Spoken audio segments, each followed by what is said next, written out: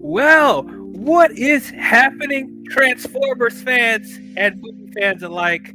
Welcome back to the channel. I am Dial, and this is another edition of my live. We are back. It is Transformers Tuesday.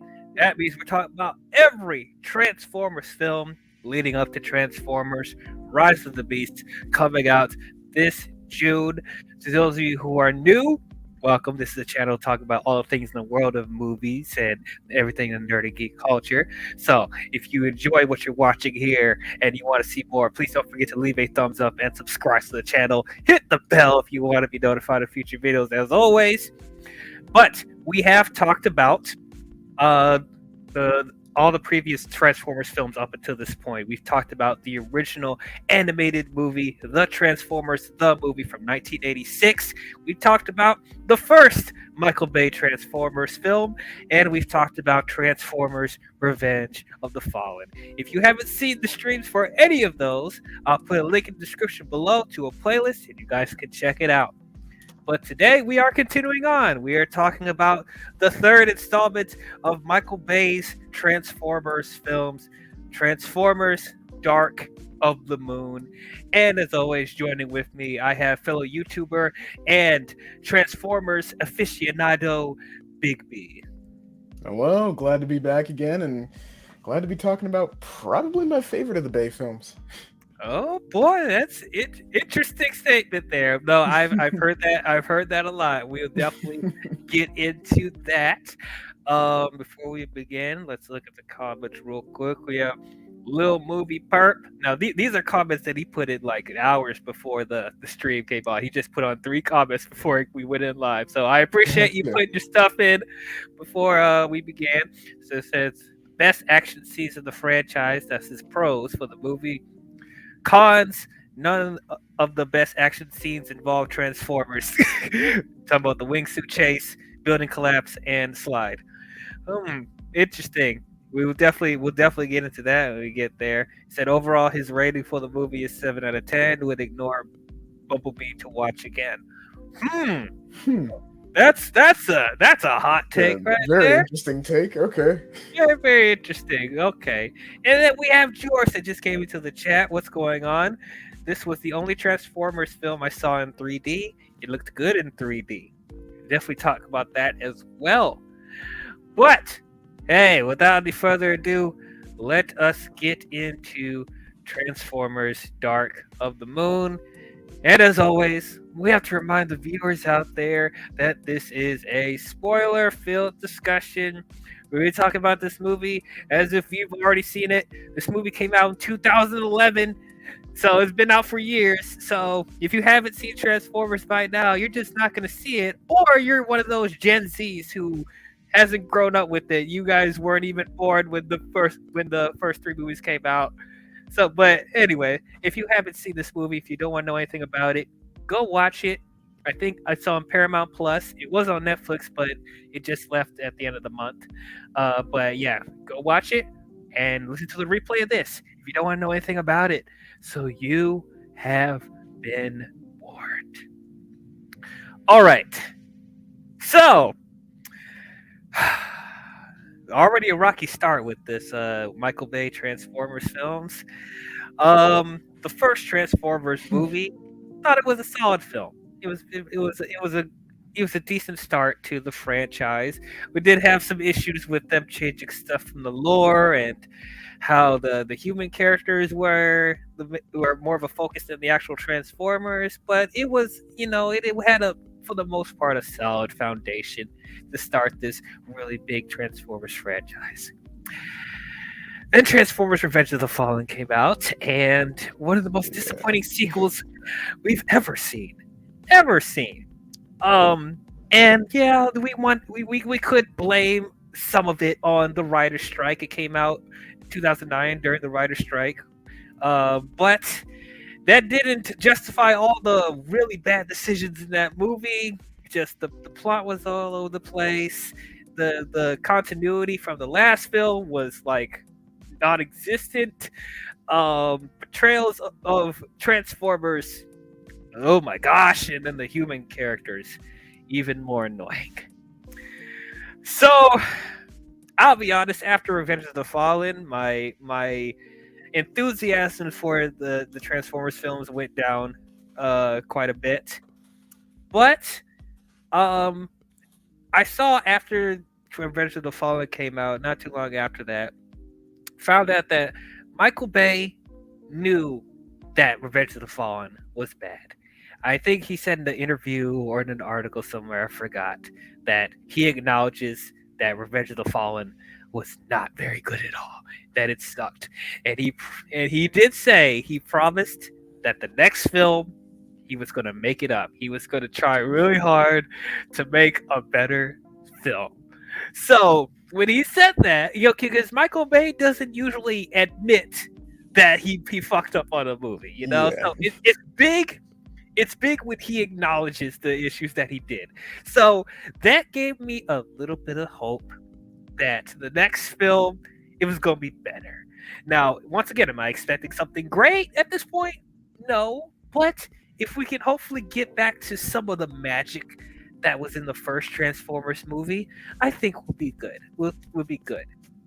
So, when this movie came out, 2011, really a year before the Avengers came out, that's to think about. It came out not too long after the first Avatar. So this was around the time where movies were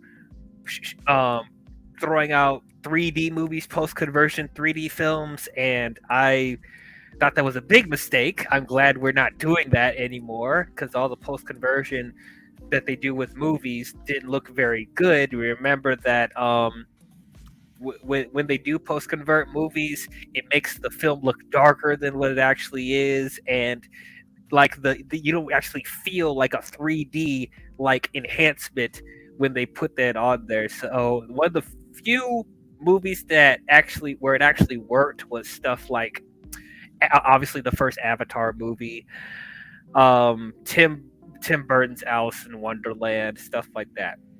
And this movie was one of the films that they were really pushing the 3D on here. So as I said before, I've seen all the Transformers movies in theaters. And this is the first I think the only Transformers film I saw in 3D. But when this film was coming out with the marketing and all that, it looked awesome. It looked it looked great. It looked like it was going to be the biggest Transformers film we've got up to this point, as far as spectacle and stakes. You know, the action. It looked the best it's ever looked. So it did give me hope because the trailer looks so amazing. Now there was one thing that gave me a little pause. Where's Megan Fox? She was being replaced by this blonde chick. I'm like, huh, okay, that's interesting, but okay. And then also giving a tease that this we're introducing another major prime in this Transformers film, Sentinel Prime, and I'm like, okay, cool. I'm very interested to see what they'll do with that. So, oh, and we're getting Shockwave in this movie as well, and so I was really excited about that too. So everything looked like Michael Bay was going to do right by the fans. He was going to make up for the mistakes for Revenge of the Fallen. We're going to get a awesome action movie. We're going to get spectacle. We're going to get back on track with the Transformers movies. So, sitting down and watching this in the theater, what did I think about Transformers Dark of the Moon? Okay. So I know for a good amount of the fan base, when they talk about this movie, there seems to be like a more of a following for this film over the past few years. I'm not gonna say it's a cult following because it's really not. It's like Yeah. it's still a big film. But for a lot of people, they say that as far as the trilogy, not we're not including Age of Extinction and Last Night in there, but as far as the trilogy, there's a lot of people that say this is the best of the trilogy. Said it was a definite improvement from Revenge of the Fallen, and a lot of people really enjoyed the action in this. I think this is the one thing that people took away from this is that this is some of the best action they see in the Transformers movie, and so for the most part, they overlook the issues that this movie has, which I totally understand. I totally get it. Yeah. Like I already said before, on the previous stream that I'm gonna rain on some people's parade, unfortunately. But I will say, I definitely understand from a lot of people, and I'm sure Big B's gonna talk more about it in a second. But like, for a lot of people, they hold this movie, they hold this special place in their heart. I acknowledge there's a lot that I agree with you guys on. This is a definite improvement from Transformers: Revenge of the Fallen. You do feel like Michael Bay did address a good amount of the criticisms that the last movie had. Um, yes, as far up until this point, this is the best the Transformers movies ever looked. Arguably, I would say this is probably my favorite aesthetic wise out of all the movies, including Age of Extinction and Last Night. Bumblebee, I mean, I like Bumblebee, but as far as spectacle, the effects, and the action, arguably, yeah, this is the best action I've seen in the Transformers movie. I definitely agree with that. They toned down the humor a lot. Some of the really bad racial stereotypes from the last film, not even in this movie. Mudflap and Skids, you're gone. Thank God. But I'm sorry, guys. This is still a very badly written movie. Man, this is not good. It's not good. Now, as I said, it's definite improvement, but is that really a high bar? Because Revenge of the Fallen was so awful. So the bar has already been set very, very low. But like as far as the writing, as far as like the plot, yeah, it's not better than the first movie. It's not. I feel like the plot and the characters in the first film were a lot more tolerable than it was in this film. I actually am raising more questions with this plot than the previous movies. Because, as we said before in the previous films, they keep retconning how the Transformers got to Earth. The first contact that humans have with the Earth. They retcon it again in this movie. And as far as the overall plot with the Decepticons and Sentinel Prime, I'm just like, it's just stuff that just doesn't make sense. And yes, While the human stuff, they toned back a lot of the horrible stuff from the last movie. There's still a good amount of the human stuff that did not work for me.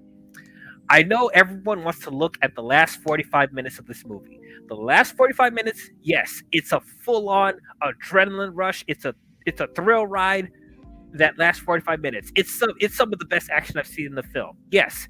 But I cannot ignore the first half of this movie. The first half of this movie was a struggle to get through.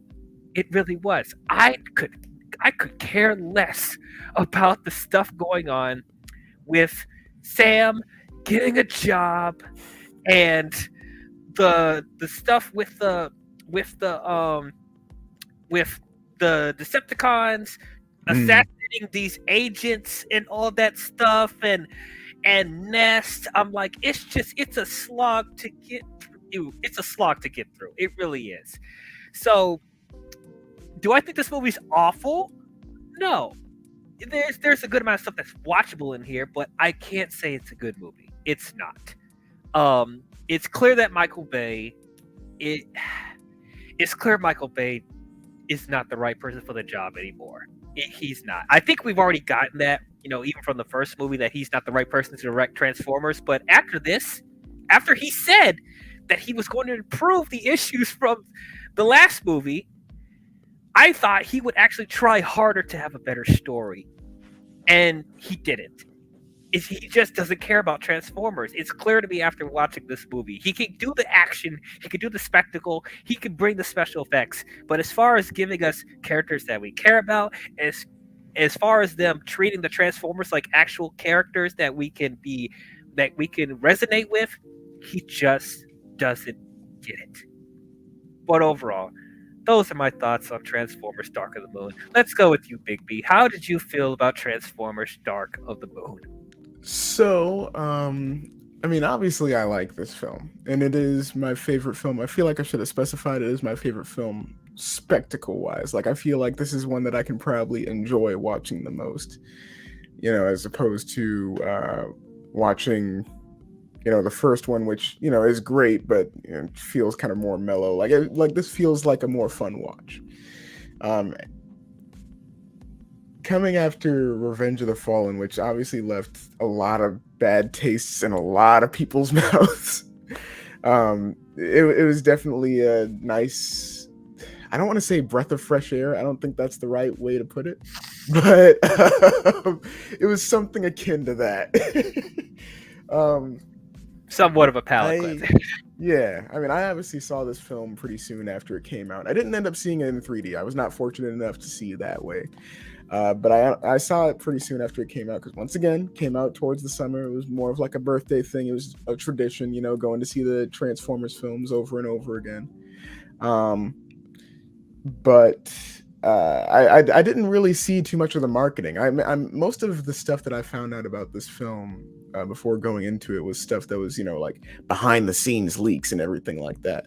So like I found out that Shockwave was going to be in the film, and Shockwave is one of, if not my absolute favorite Decepticon ever.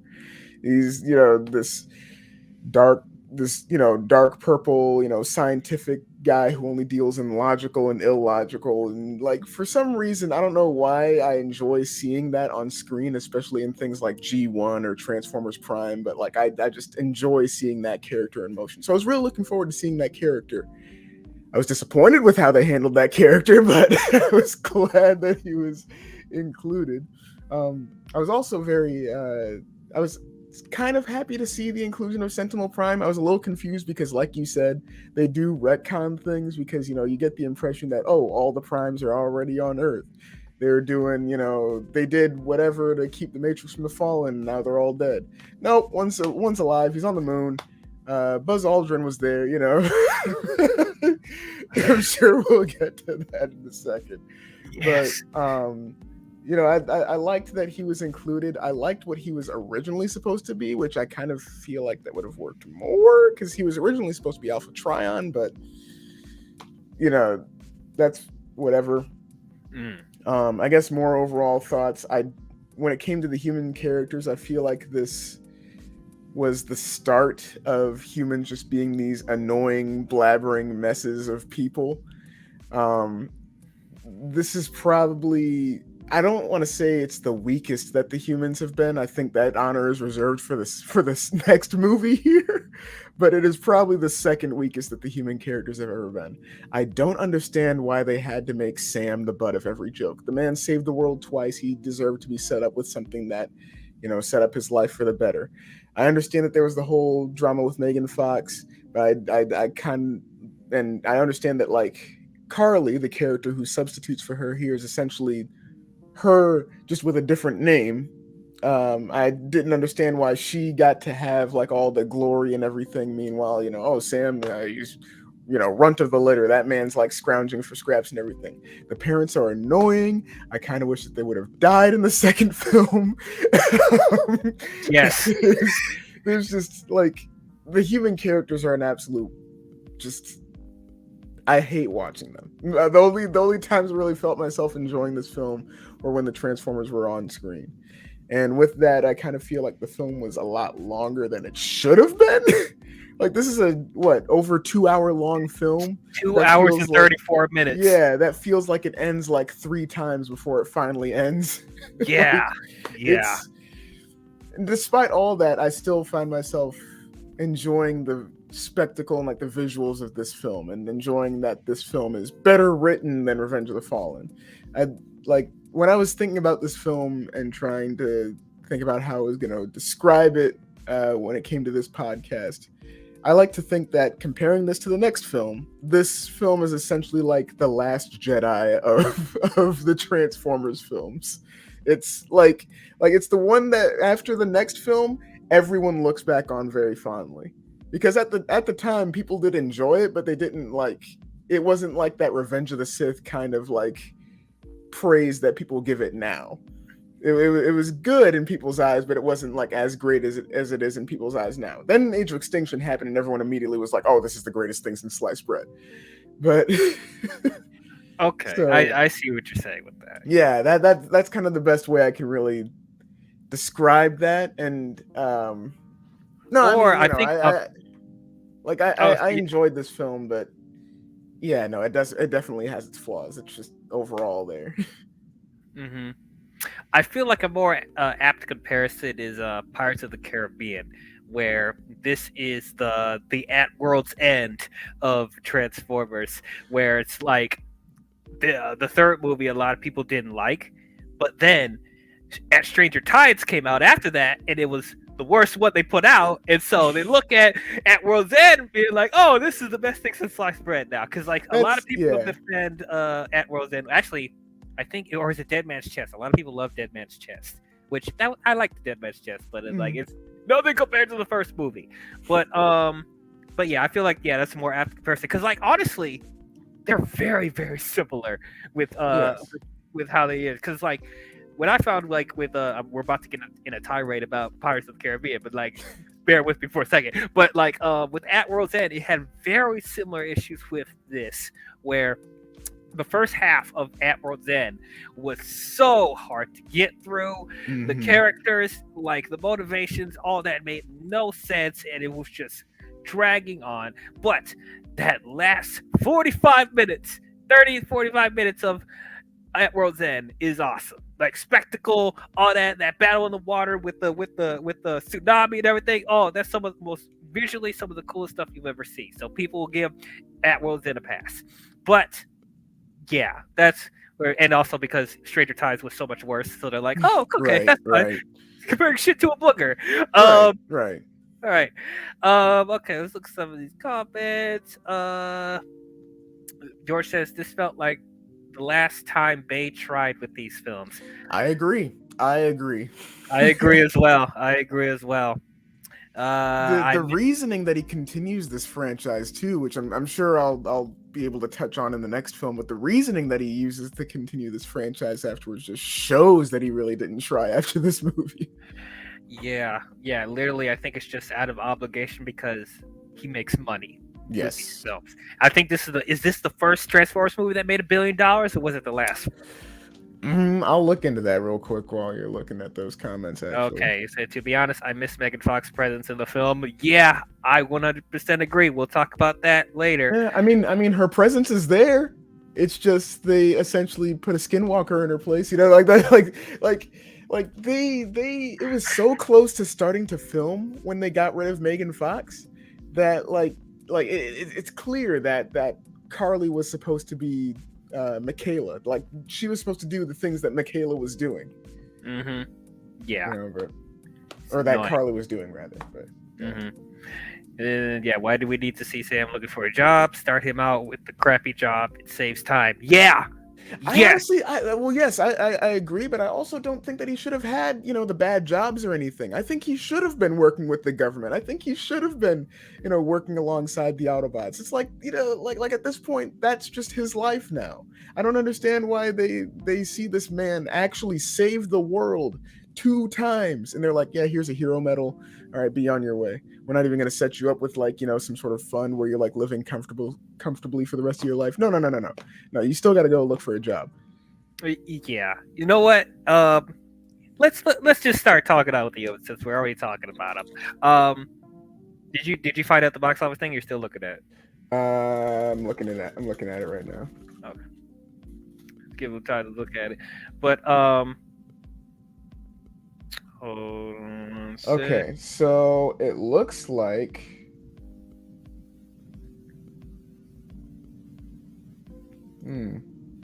box office Revenge of the Lifetime. So it doesn't, at least according to this site, it doesn't look like any of the films hit the billion quite that way, but it looks like Dark of the Moon is actually slightly under Revenge of the Fallen in terms of how much it made in theaters, which makes sense, but because people probably saw Revenge of the Fallen and were like, oh, I'm done, and I can't blame them. I can't blame them. Yeah, I don't blame them either. That's weird because I thought like with each movie they were getting more and more money until The Last Night came out, and that's when people were really fed up at that point. I mean, they were making good amounts of money. Like they were in the hundreds of millions consistently, actually, and with the lowest being The Last Night. But actually, no, the lowest is Bumblebee. Jeez. Bumblebee, actually, yeah. Yeah, but it seems so. To give an exact number, at least according to this site, I'm looking at Box Office Mojo. Okay. Lifetime gross for these films. Revenge of the Fallen made 402 million. Dark of the Moon made 352 million.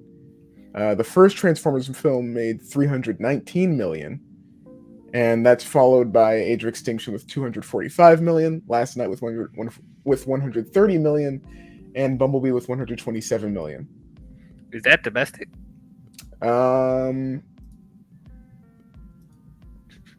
It does not specify. That's weird. Yeah. Okay. Well, and actually, the film that made the least amount of money was the 1986 film. But I mean, yeah. Different time. Yeah. So okay, but anyway, let's start with talking with the humans because we're already talking about them. So we talked a little bit about Shia LaBeouf as Sandwich Wiki. So with the previous 2 movies, I said that he was a highlight of the film as far as the humans. Him and Michaela and John Turturro. That's the one kind of letdown for me in this movie. Is Sam? I don't know what kind of amateur writers they got to write Sam in the second movie, but they should have kept them around for the third one, man, because like they at least knew how to write the human characters. Like whoever they had doing that at least knew how to do that. At least knew how to do Sam. It's like, yeah, whoever these writers are, like, no, it ain't doing it right. Is it Aaron Kruger? Is it Aaron Kruger again? Man, like, maybe. God damn, man. Because I know Aaron Kruger like wrote a good amount of these, so it's like, God, he's just, oh my God, I can't stand him as a writer, and he's an even worse director. For those of you who don't know, he wrote some of the Transformers movies. He wrote the Amazing Spider-Man 2. He wrote the the Calvin versus Star Trek movies. Star Trek 2009, Star Trek Into Darkness, and he also wrote and direct the 2017 Mummy movie with Tom Cruise. Also, yes, you're spot on. Aaron Kruger did write this film. That makes a lot of sense. And I think he's also running the modern Star Trek shows on Paramount Plus as well. Oh God, really? Yeah. No. Yeah. How is this man getting work? How is this man getting work? Oh, that's horrible.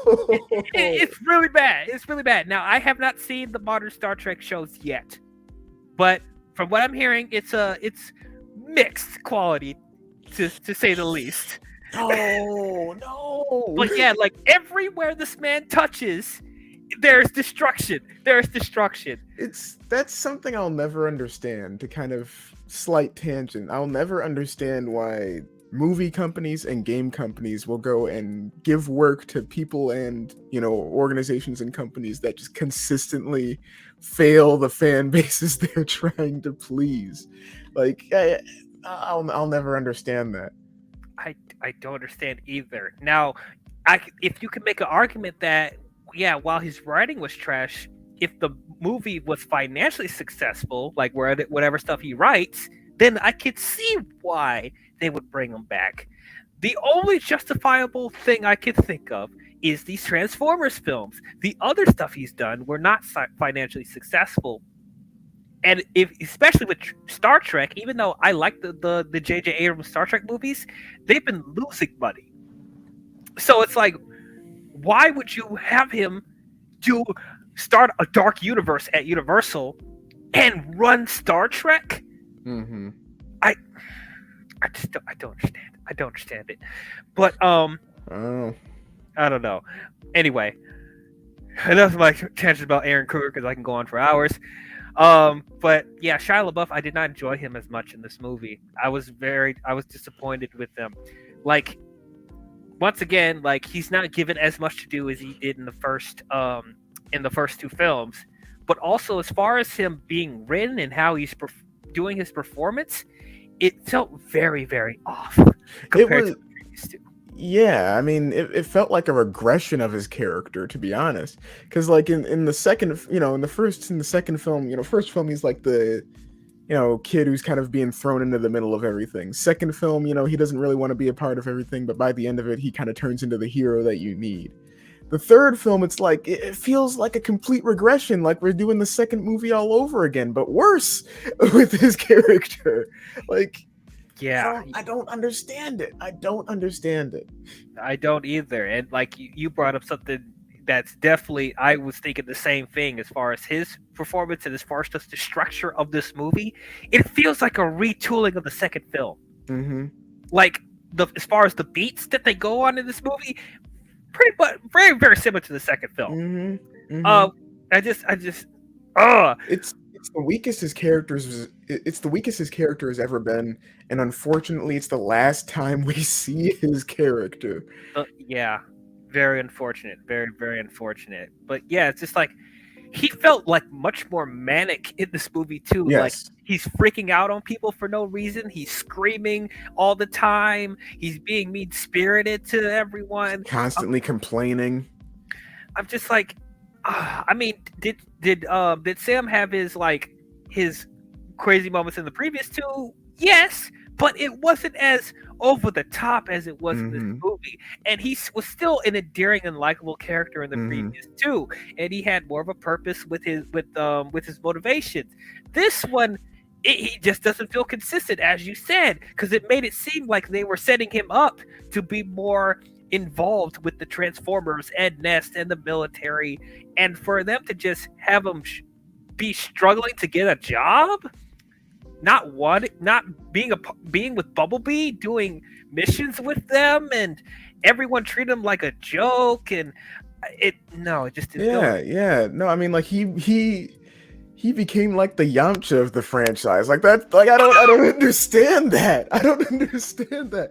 And like, let's not forget that with the previous films, when he acted crazy, they gave him a legitimate reason to act crazy. And what's funny is that they made a toy of a human character that got to do the things that Sam probably should have been doing. And they actually named him Spike Witwicky. Yeah, exactly. Part of me was thinking that that Sam was playing like a spiritual successor of Spike. Not I mean, I don't know. apparently Spike exists in the universe. It's like a cousin. It's like his distant cousin or something or whatever. They made a whole, like I said, they made a whole toy and gave him a whole bio and everything. And it's like that should have been Sam. He was a Nest operative that was going on all these missions with the Transformers, and he had a close bond with the other Transformers, and it seemed to work well with them. And it's like that should have been Sam. That's Sam. That should have been him. Mhm. They wasted that opportunity. But like, even if they didn't want to make Sam Spike, like, there were so many other characters that could have filled that role. Like that one of the military guys from the previous two, I forget his name. He could have been Spike. Mark Wahlberg, even he could have been Spike. I don't know why they did that. Mark, once again, they just don't give a shit about the lore, do they? They don't. They don't. They also, what I find weird is that they don't decide to bring back any of the characters from previous films to like show us, oh, what have they been doing? Because I mean, they did that with the first film with like, the hacker duo that they had in the first film. We never see them again. We never hear about them again. We never hear what they're doing. I think we may see the girl in like the fourth film or something. I don't remember. But, and then with this one, a few of the, even though I didn't like the other characters besides like Sam, Michaela, and Agent Simmons and all that, but those characters you never see again, even though they probably could have played a cool role in this film too. But no, there's like they want to focus the film on the humans, and they waste the potential of those characters so much in all of these, in most of these films, I should say. The first and second film, not so much. Everything after that, though. Yeah. Like, once again, ever since you brought it up, like, man, I miss Rachel Taylor and Anthony Anderson. Yes. Please, why do you not bring them back? It was such a great duo that could have honestly carried these movies if they brought them back. But nope. But no. Let's bring back Sam's annoying parents again to go and like rag on him not getting a job. And oh my freaking god! I can't stand these two at all. The only positive, if I even want to call it in this movie, they're not in it as long as the previous two. They're in it for like 1.5 scenes, and that's it. It feels like forever though. It feels like a whole movie. It feels like a whole like rom-com slice of life movie about like the in-laws chasing around someone who doesn't have a job. That's what it feels like. It feels like its own separate self-contained movie that sucks in this movie. Once again, Michael Bay tried to do that yuck, see, we're funny type of humor, and it doesn't work. He's not good at comedy. Stop trying to do it. Yeah, no, he's bad at comedy. It's bad comedy, as a certain Decepticon would put it. And like I said, I stand by that. I think those two characters should have died in the second film. I 100% agree. Like they shouldn't have survived that desert fight. They were. How did they? How in the world did they? Like they were Decepticon prisoners. They shouldn't have even survived that. Like, no, it's just it just doesn't make any sense. But at least this is the last time we see them. Oh yeah. So, good riddance. Good riddance. God damn. But speaking of people that aren't here anymore, okay, Carly, who is this bitch? Who is this? You're not Michaela. No, it's Michaela. It's just British Michaela. That's God damn. Okay, Rose Byrne. I actually don't hate Rose Byrne. I think she's, as far as models turning into actresses, she's one of the better ones. She was also in Mad Max Fury Road, and she did a solid job in that. So, good actress, definitely. So, as far as her working off of Sam and the other characters in this movie, she did a lot better than I thought she was going to.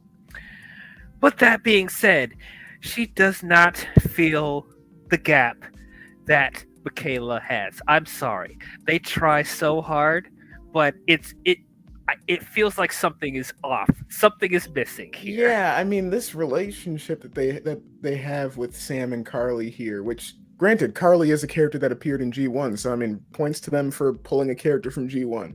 Oh, But really? oh Okay. yeah, no, Carly is Spike's wife. But you Oh. know, even with that, it's like the relationship with these characters feels so weird and forced and rushed because you had these first two films building up the stuff with Michaela and Sam, and then it's just like suddenly like, oh, they just off screen her. Oh, she dumped him. She didn't value him for who he really was, even though she totally did. They like they just go through out of their way to drag that character through the mud for no reason, and like they couldn't have even done something like, oh, she didn't want to be involved in whatever kind of lifestyle he was involved in, so okay, they went their separate ways. Okay, that makes sense, right? What? But No, actually, that don't even make sense because that's not what they.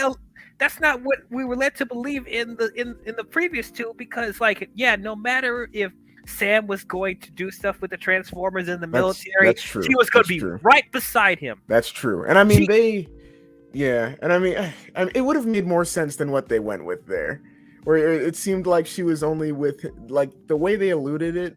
It seemed like she was only with him for clout, essentially, which is like, that's not, no. And like, no, I will say that, like, when I first saw this film, because this character seems so unfamiliar to me as a kid, I'm sitting here like, this character is going to turn into like a Decepticon or be a Decepticon conspirator at some point. oh no, Like, we're this not is doing too good. Alice again. Yeah, We're not doing Alice again. No, I was sitting there like, this is too good to be true. Like okay, like a year or 2 years pass, and he goes to the White House, receives a medal, and suddenly like ends up getting with this automotive supermodel person, and like ends up living in like this cool penthouse out of nowhere. Like No, no. Now we do. Now we said before that, like, it wasn't 100% realistic that someone like Megan Fox would go with someone like Shia LaBeouf, but they made it work. They made it. yes, They made us invested in that. In like in the rules that they in the rules that they established with the previous two, we buy it. This like it just feels like Michael Bay needs to get some hot model or hot actress because that's what he likes. What the three is sports cars, sports women, cars, women, explosions, man. explosions. That's really what it That's feels his like. thing. Like, man, it feels just as you said, it just feels so convenient that Sam was picked up this really hot chick that's into cars and has a penthouse and gives her money and stuff like that. Like she's like a sugar mommy. Sugar mama, yeah. Yeah, it's like okay, all right. We're suspending our disbelief oh so much, Mhm. but yeah. So apparently, the reason why Megan Fox is not in this is because there was controversy with her and Michael Bay behind the scenes. That I guess she didn't like how Michael Bay was like how she was directing everyone with the previous movie, and there's the comment where Megan Fox called him a Hitler. Yeah, compared him to Hitler. So, Yeah, from what I understand from like looking into it, it wasn't Michael Bay. I mean, partially it was Michael Bay's call, but it was for a different reason, which I'll explain in a second. But apparently it was God, who was it? It was the producer. Who produced these again? Steven Spielberg. Yeah, Steven Spielberg. Apparently it was like his call mainly because he saw that comment and was like, get rid of her. Steven. That, from what I understand, from what I've heard and seen, and I could be wrong, from what I understand, it was mainly his call. Now, Michael Bay apparently also didn't exactly want her returning because apparently she was getting like plastic surgery between movies. So by the time the third film came around, he was like, that's not Michaela. And was like, Oh, that explains the lip injection she had in Revenge of the Fallen. Because I'm like, why does her lips look like full Mm-hmm. all of a Mm-hmm. sudden? So like as I said, Megan, you are a gorgeous woman. You don't need to do that. And if she was gonna get more, I was like, oh no no no no no no no no no. Mm-hmm. So dang, that's very disappointing. I mean, Yeah, just a perfect storm of things to just get her axed from the film, unfortunately. Now, I mean, if they would have brought in like Carly in like Revenge of the Fallen, then maybe this would have been a little more believable, but I guess even though it would still bother me because I really liked Michaela in the first film, but even then it would feel more natural. mm-hmm. I guess if there was like she didn't have to like be fully in a relationship with Sam in the second movie, but establish that character is there and that he Mm-hmm. has some sort of relationship with Sam, maybe. Yeah, maybe some little bit of chemistry. Maybe you see like, oh, the relationship between Sam and Michaela's kind of waning a little bit. I mean, okay, it would have been a little more believable, but Yeah, but yeah. So apparently, as you said, that they pretty much took whatever they were going to write for Megan Fox and just gave it to Rose Byrne. yes, because it was so close to filming when they made the decision to get rid of Megan that they already had Michaela's stuff scripted, and it was scripted as Michaela. So they were just like, hurry through the script. All right, let's just substitute Michaela for Carly. There. Mhm. Oh, I apologize. Why am I calling her Rose Byrne? That's a completely different actress. I apologize. Her name is Rosie Huntington Whitley. I apologize. I did Mm-hmm. not mean to mix her name up. Rose. Mm-hmm. They're both called Rose. But anyway, so yeah, they gave all of Megan Fox's writing and just gave it to Rosie. Okay. So if this is exactly how, so that's another thing. Even if Megan Fox came back in this, if this is the writing that they gave for Megan Fox, I think I still wouldn't like it. I mean, it wouldn't have been too likable, but I think like the position at least that the character was in would have made sense Yeah, for because for her. because she's an actual mechanic, as Yes. they established. She actually is into cars, and from what we've seen from the first two, she was actually working hard to get to a better place with her life and Hmm. stuff like that. Hmm. I So feel like she wouldn't have been, because Carly's a curator in this. I feel like she wouldn't have been just simply a curator. hmm yeah, but yeah, man, it just. Uh, and then once again, like the stuff was like her breaking up with Sam because I don't want you to go. I want you to go help with the Transformers. I just because I had family members that died in the military, and I don't want the same thing to happen to you. No, no, Megan Fox would not do that. Hmm. She would Hmm. stand by his side because that's what she did in the previous Hmm. movies. Hmm. She Yeah, actually she. helped with the Transformers as well. So it's like, Yes. no, no, no, no, no, no. Oh yeah, no, she would have. Yeah, no, there would have been issues with the writing because yeah, no, she fully would have been like, oh, you want to help the Autobots? Cool. When do we start? I'll quit my job right now. Like, Exactly, exactly. And then the thing at the end where Bumblebee was teasing them about marriage, I'm like, nope, nope, nope. That does not feel earned at all. That especially felt like Megan Fox should have been there because the whole thing of I love you in the second movie, and so yes, naturally that lead yes. to marriage. But like, no, you broke up with her a year ago, and now you're already talking about marriage with They Rosie. they speed. I swear, Sam was going for the any percent world record speed run for a relationship right there, man. Because it starts off the movie. They're not even at the point of saying like they love each other. They're not even at that point yet. And by the end of it, they're like, yeah, we should get married. Okay, all right, all right. Any percent world record glitchless speed run for a relationship. There you go. That's God, all right. Well, at least somebody that feels for the most part consistent was Agent Simmons, John yes, Turturro. yes, yes. Oh my god, I was so happy to see someone that was actually I I guess someone who actually made progress as a character. Actually, yes, I did not expect that. But Like man, everyone else seemed to regress, and it was like, oh, at least Agent Simmons is doing well. yeah, he's doing his thing. He's doing the thing. God, man. But yeah, like he ended up being, I think he's the best human character in this movie, which is unfortunate. Genuinely, he's. I'll go a God. step further and say that he's the best human character in any of the films that he appears in.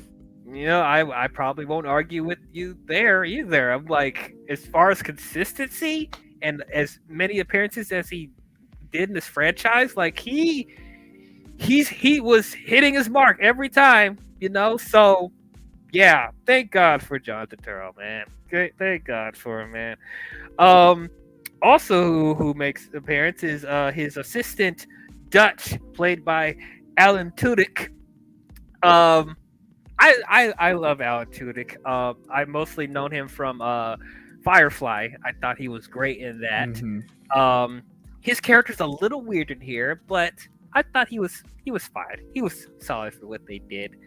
It was kind of given this weird trait of like he has PTSD, and like whenever he gets violent with the gun, he starts getting all crazy. Okay, that all right. And his social skills aren't all the way there, which okay, that's kind of a weird thing you gave for his character, but you know, he tried to make it work. He tried to make it work, I guess. Do you have any thoughts about Dutch? Not really. I do think it's interesting that they tried to, at least from what I've seen in different trivia and everything, they tried to like link it to a previous role that actor played from like a whole nother like film, which weirdly links Transformers to that universe, which like Leonard Nimoy too. We'll talk about that in a minute. Yeah, what was the movie? Was it Tucker and Dale or something like that? It was something like that. Like it was like some sort of other film that they like tried to link his character to with like a reference in a certain line. Like he was funny to see. Like the character was funny. It did earn like a chuckle out of me, but like it was just weird, especially seeing like the trivia after that. You know, the little behind the scenes stuff about that character. But. And then another character who I didn't love her, but she actually. Oh, I think solid. I know what you're talking about. You know, I mean, she was an improvement from the other asshole agent from the previous movie. Award-winning actress Frances McDormand as Charlotte. All right, I love the actress.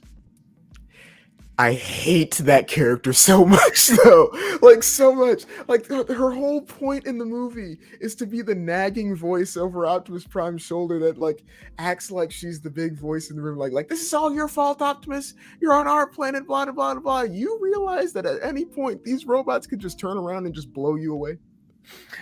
Yeah. Like she pulls up to like this flaming scene after, spoilers, Sentinel like betrays the Autobots, and she's like, "This is your fault, Optimus. This is your fault."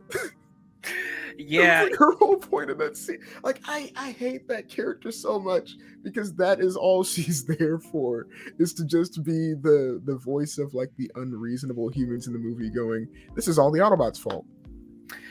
Yeah. Like there was a couple moments in the movie where she was like, when she was talking down to the Transformers, or in her case, talking up to the Transformers. But when she was like, condescending them, I was expecting like a couple of times that the Transformers was just gonna like slap her like across the room, or like just incinerate her, because like, are you really taking this shit from her? Like, she even talks down to Sam. And I'm like once again making him the butt of every joke. Like, you do you not know who this person is? Yeah, man. Like, yeah. So I could have done without the attitude and the condescending. Like, it did get annoying. However, the reason why I liked her more than that guy from Revenge of the Fallen is because, yeah, she's annoying and she gives people shit, but she actually ends up being right. I mean, That's she what's does. frustrating. Like all Yes. the time that she said, like, it's all your fault, Optimus. You shouldn't be doing this. You need clearance, blah blah blah blah. Even though they're really big hypocrites because they keep secrets from everybody with what they know about the Transformers or whatever. So it's very hypocritical. But at the same time, she's saying all this stuff because she ends up being right at the end. Yes. Yes. And so it's like, and then when she actually does help with the battle at the end, like she actually is useful, and she ends up being a little more considerate about people Yes. as the movies went on. The guy in the first movie, he was what you were describing about her, that she's just bitching for no reason. That's what Yes. the guy was in the second Yeah. movie. I mean, Now I'll acknowledge that 100%. Like I said, I do hate her, like that character, but I hate the dude from the previous film more. I will agree with that. Like that guy had no reason. She was right, but but yeah, I mean, do I like this character? No, but at least I see how she serves more of a purpose than in the previous film. Yeah, but like, yeah, you should not be talking down the Transformers when they can just kill you at any moment. Like if you need to go up 3 floors to talk face to face with somebody, you shouldn't be condescending. I'm sorry. I don't care if they're like string bean built. If you got to go up even 1 floor to go talk to somebody face to face, no. It's like you getting a step stool trying to intimidate someone that's 6 feet tall and you're like 5'7". Right. It's like, let me tell you something, sir. Like, I genuinely thought when Optimus found out about like the stuff that was hidden from them on the moon, I genuinely thought that she was just gonna die there, because she sits there and she's like, yeah, Optimus, like what's up with him? Is he annoyed that we kept something from him? And Ironhide's just like, oh no, he's not annoyed. Prime, make something of yourself. It's like, we see that and it's not that. Yeah. It's much worse. Yeah, man. Like, I literally like. When they said Optimus Prime was pissed, I'm like, oh, somebody's gonna get squished today. Like someone's losing a face. Yeah. Someone's like, God damn. But yeah, now everyone else, as far as humans, trash. Yes. Garbage. Absolutely. Yeah. Well, the one military commander dude, I forget his name, but the guy who like consistently appears in like the first 3 films and then appears again in the 5th film, I liked him too. Yeah, I liked him too. He at least seemed like, I liked that he turned from like this, relatively serious family man military dude to essentially like the aloof uncle for the Transformers. It's like, I mean, I don't know what these crazy kids are up to nowadays. I mean, they're just like, I liked that for him. I liked that. Same thing with Tyrese. I actually really liked him in this movie too. Like, he starts out retired and then he just comes back in the action. I was a different man back then. I'm like, well, we need you to come back. Like, no problem, man. Yeah. But yeah. So yeah, those two, I definitely agree with you. They're very, very good. Now everyone else though. No. Yes. No. Absolutely not. John Malkovich. Dude, oh my God. What the hell was that? I like that actor, but oh my God. Like, I feel like that's the thing with a lot of the human characters, even ones that like I enjoyed, like besides the ones that we mentioned, but even these other side character humans that I enjoyed. It's like it seems to be a repeated case of, I like the actor, I hate the character. Exactly, and it's like even more noticeable than the previous two. You getting these high status, award-winning actors to be in these Transformers films, and you either have them be annoying characters or just throwaways. Mm-hmm. It blows my mind. I mean, I get it. Make your money, but like. Mm-hmm. It's ridiculous how Michael Bay is able to get all this talent and don't know what to do with them. Mm-hmm. I mean, there was one character which I'll admit was kind of just a trash character that I did enjoy outside of the ones that we mentioned. Please don't say Ken Jeong. Please don't say Ken Jeong. I'm gonna say Ken Jeong. No! No! He was the worst character in this movie. I acknowledge that he was trash, and like I should hate him, but he was like the only person in that whole movie to make me laugh, like genuinely laugh. Oh my gosh! I mean, look, you like him, I mean that's fine. That's fine. It's just like for me, Ken Jeong, he's very hit or miss for me. Mm-hmm. There are roles that I see him in that I do think that he's funny, but then there's other roles that I think he tries too hard. Mm-hmm. This is one of those moments where he was trying way too hard to be funny and eccentric and over the top. It just wasn't funny to me. It was just cringe the entire time with him him sipping on his milk and that I'll admit was like like getting in everyone's face, even though everybody towers over you, and like he's straddling Sam in the bathroom stall, taking his pants off to take the papers out of his thing. I'm like, why are we doing this? I'll acknowledge that. Yes, that was like I said, I acknowledge that the character is trash. I acknowledge that I should hate him. But for some reason, I find myself laughing whenever I watch that scene, especially his death scene. Oh, his death scene! That was wow. Yeah, God. yeah. That was crazy. Like that was very stupid of him to think that he could pull two guns on Laserbeak and actually win. But he didn't even get a shot in. Like Lily. Yeah, no, he did. Dropped him like a bad habit. God damn. Well. Yeah. Is that all the characters? Yeah, that's. Oh wait, no. There's one more who they try to give him like an important role, but like even he felt like anybody could have played this role, and like he ends up being a throwaway, and that's Patrick Dempsey.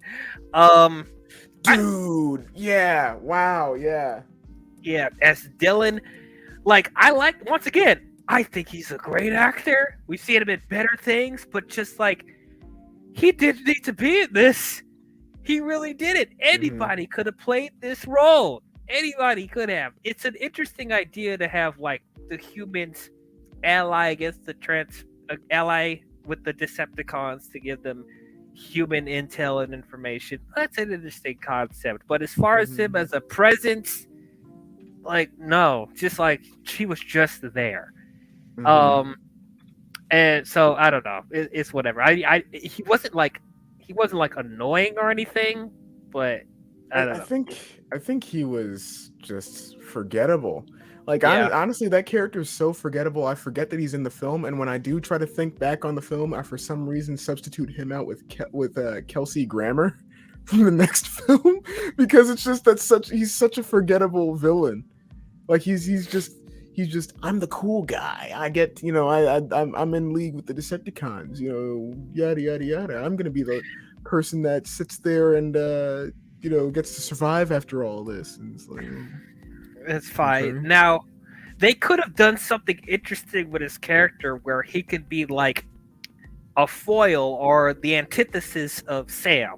Because as you said, like he's like this cool guy that like owns a lot of money, has all these sports cars, the women want him, like, and then Sam, just the regular everyday guy. He's a dork, he's not he doesn't have as much charisma as him, but like maybe there could have been like a thing where like he could like Sam could go through like an inferiority.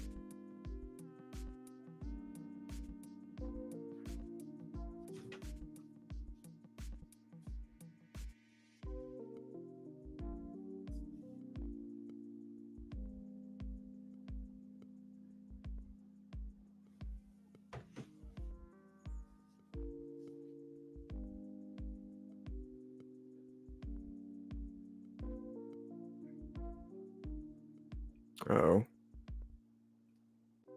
Hold on, I can't hear you. Think we're coming back? Okay, here we go. Okay. All right. Sorry about that. My Wi-Fi went out for a second. But anyway, yeah, they could have done something interesting with that, with them being a foil to Sam. but they didn't even do that. I think that's what they were going for, but they just dropped the ball so hard. Yeah, I just It seemed like they were going for like a shattered glass version where it's like, oh, instead of being in league with the Autobots, he's in league with the Decepticons, and like you said, he's he has a lot of money. He's not an everyday dude. Like I said, he's the cool dude, not the nerd. He's the opposite of Sam, and so it seems like they wanted to make him the foil. They just didn't. yeah. So that it's a shame. But yeah, I guess that covers all the human characters. So yeah, let us get to these Transformers. I'm gonna get these two get them out the way because I really wish they didn't bring them back. I think I know who you're talking about. Wheelie is back, and then they have this new character called Brain. Oh God, man. I am so sick of these tiny Transformers. I am so done with that. I'm fine with tiny Transformers. Just do them right. Just don't make them creepy. Just don't make them creeps, man. Don't make them. Yeah. Like they were. Like they were in a situation where they seemed like they were about to die towards the end of the film, and I was like, "Good, yes, please, yes, yes, please, kill them." But have Shockwave stomp on them, squish them, something. Yeah, and I was like, you know what, heroic sacrifice, yes, be gone. But no, like apparently, once again, these are the little Transformers that are supposed to appeal to the younger audience. Makes no sense whatsoever.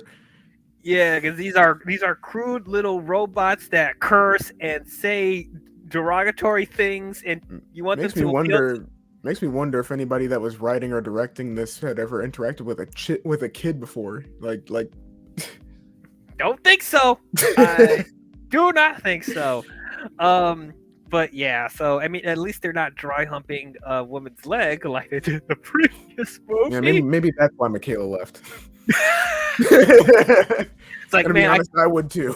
It's like, no, I can't have this droid dry humping my leg every time. We're sorry, I gotta let you go. But yeah, it's me or Wheelie. And why did Sam pick Wheelie?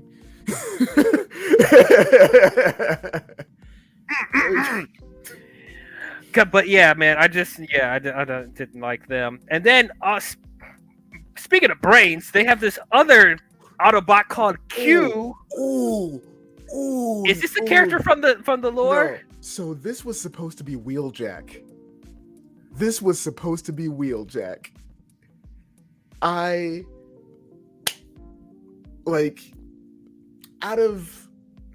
I've mentioned that I hated how certain characters looked and were represented in certain films.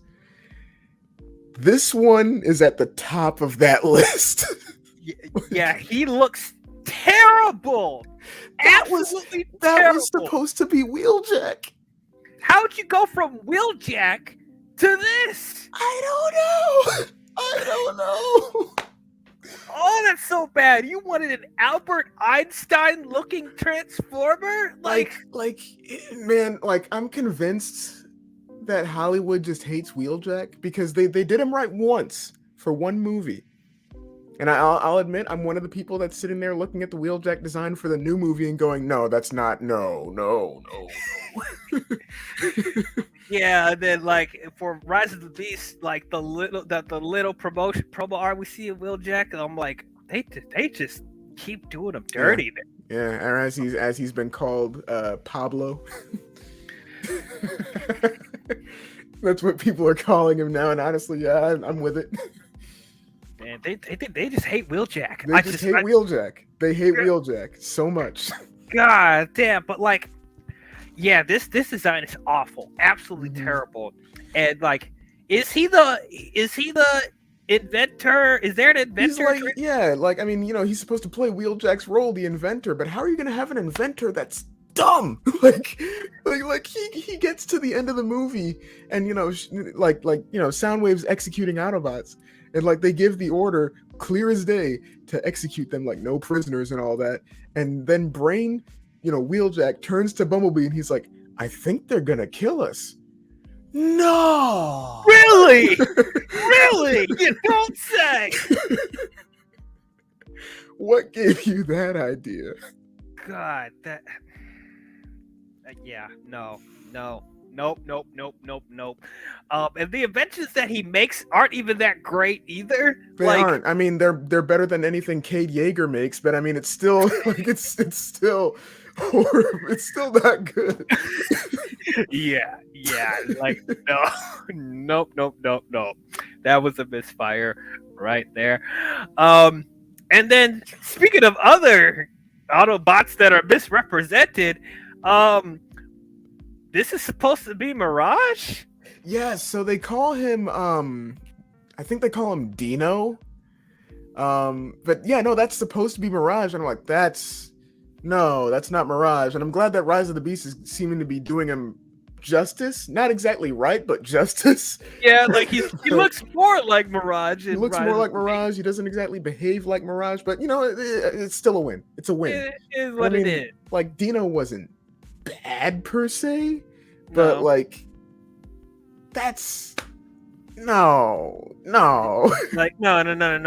For those of you who don't know, this is what Mirage looks like. Mm-hmm. I don't know how they went from that to Dino. Mm-hmm. I mean, it's another instance of with the Bay films them giving a character a nationality or like a race or something, then making that their whole character. He's not talking to anybody to that. Yes. What kind of is that? Was that what is that? An Italian accent? What is that? I think. Okay. All right. Whatever. Sideswipe is still there. He's fine. Yeah, Sideswipe's still cool. He still has like Hot Rod's personality. You know, he's still there. I guess. You know. He should have been Hot Rod. I don't know. Should have been Hot Rod instead of the Hot Rod we get in the 5th movie. Yeah. No. French fry does not equal Hot Rod. I'm sorry. I'm sorry. Oh my god. Like, oh god. It's that like I can't wait to rant about that character.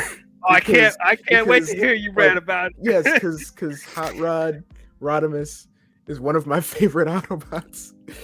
So it's pretty great. We'll get to that, but there you go. But Jesus Christ. You know who's not there? Well, he is there in the movie, but then he dies brutally. They killed Ironhide. Dude, probably the best Autobot in those movies. Yeah, like literally. Like he's not the best Ironhide in my opinion, but he was the best of all the Autobots in those movies, in my opinion. Followed honestly closely behind by Hound. But like God, like yeah, no, that was I liked that with his death they referenced something that makes an appearance in other Transformers media. I liked that. But I hate that they killed him. Yeah. So yeah, that was very disappointing. Bumblebee is. He's there. Yeah. I mean, you know, he's there. He's there. I mean, like same old puppy love right there. Yeah, I mean, it's probably the last movie that he's gonna be that puppy love. Like, geez, man. Well, no, not really, because Bumblebee, they. Well, okay. Yes. They doubled down on the puppy. Yes. No, the Bumblebee movie, yes. But as far as the Bay films go, good Lord. But we'll, Yeah. And we're not even done with the Michael Bay films with what they do with Bumblebee in the next 2 movies. But anyway, yeah, it's the same old stuff. If you like Bumblebee from the previous 2 movies, you'll like Bumblebee in this. So it's whatever. We're just sick of the puppy talking through the radio. Like, why isn't his voice back by now? Should have been. Ratchet, what are you doing? Ratchet ain't doing shit in these movies. He ain't. He certainly ain't in the 4th one, but he ain't. Oh yeah. Unfortunately, because stuff happens to him, but we'll talk about that in the next one. But yeah, man, I want Bumblebee to talk. I want him to have a personality. I want him to be. I mean, he has a personality in these movies, but I want him to feel like a actual person. I want him to talk properly. Yes. Like Yes. I don't know. It's whatever. It's fine. I mean the bond that he has with Sam, it's pretty strong in these movies. So that's Yeah, I one mean thing to get. he's still Sam's ride or die. It's Yeah, they're still tight, and I respect that. yeah. But It's fine. Okay, so is that all the Autobots? I mean, nah, oh wait, yeah. Optimus Prime, Optimus Prime. This Um, this man hits his breaking point in this film. I just like he certainly well, does. He I mean, certainly okay, does. I'm not sure if he hits his breaking point in this film or the next one, but Well, I think definitely in the fourth one, he's gone off the deep yeah, end. unhinged. But like this one, funny thing that I was really wanting to bring up when we talk about this film. Peter Mhm. Cullen has gone on record as saying that when he was recording for this film, there were a good amount of lines that Prime says that he just did not want to say. Like he requested like that they skip over it or put something else. Like one line that comes to mind is the line where he's got Shockwave bent over his knee and he just simply says, "You die." Like Peter Cullen didn't want to say that because that's not how that character's supposed to be. His brother gave him the advice to play the character strong enough to be gentle, not like a screaming, Hollywood action hero, which is exactly what the Bay Universe Prime is. Like, Unfortunately, and that's one of the more subtle lines that Optimus says oh after this yes, point. yes, we will kill them all. Yep, I'll kill you. I'll kill you. Defend my family or die. Yeah, Defend yeah. my family or die. Oh, Yep. okay, I'm sorry. Don't want to get Let's not forget fan favorite. Give me your face. Like I still hate that like, so much. My hero. Oh my god, that's my hero. I have a whole shelf of figures dedicated to Optimus Prime. That's my hero right there, the one that tears off faces. Tears off faces and force you to do what he wants, or The he one kills that you. the one that sees Megatron offering a truce and then just commits a war crime. Yep, literally like Prime ripping people's heads off with the spine attached. Yeah, I think Prime violated the Geneva Convention like 3 times in this film. That's like Oh my god, yeah. So at this point, goodbye the peaceful warrior that Optimus Prime was. Like it's gone. It's gone. You beg for mercy, you want a truce? We do not care. Mercy? I'm afraid your condition has left me cold. Please need the mercy. Right. Like, oh my god. Now don't get it confused. Like there are situations where Prime has to do what he needs to. Like if he has to kill Decepticons, he has to. But like as you said, he does show mercy. He's not quick to just kill people, let alone brutally kill them. Like that's the thing. So like I understand why he decides to kill the Decepticons because it's clear that they're not going to stop. If they're not going to stop and they're going to keep trying and escalating to do different things to destroy the Earth and its people, yes, eventually you have to call that shot. You have to make the difficult decision. What I don't understand is why this man had to kill them so brutally.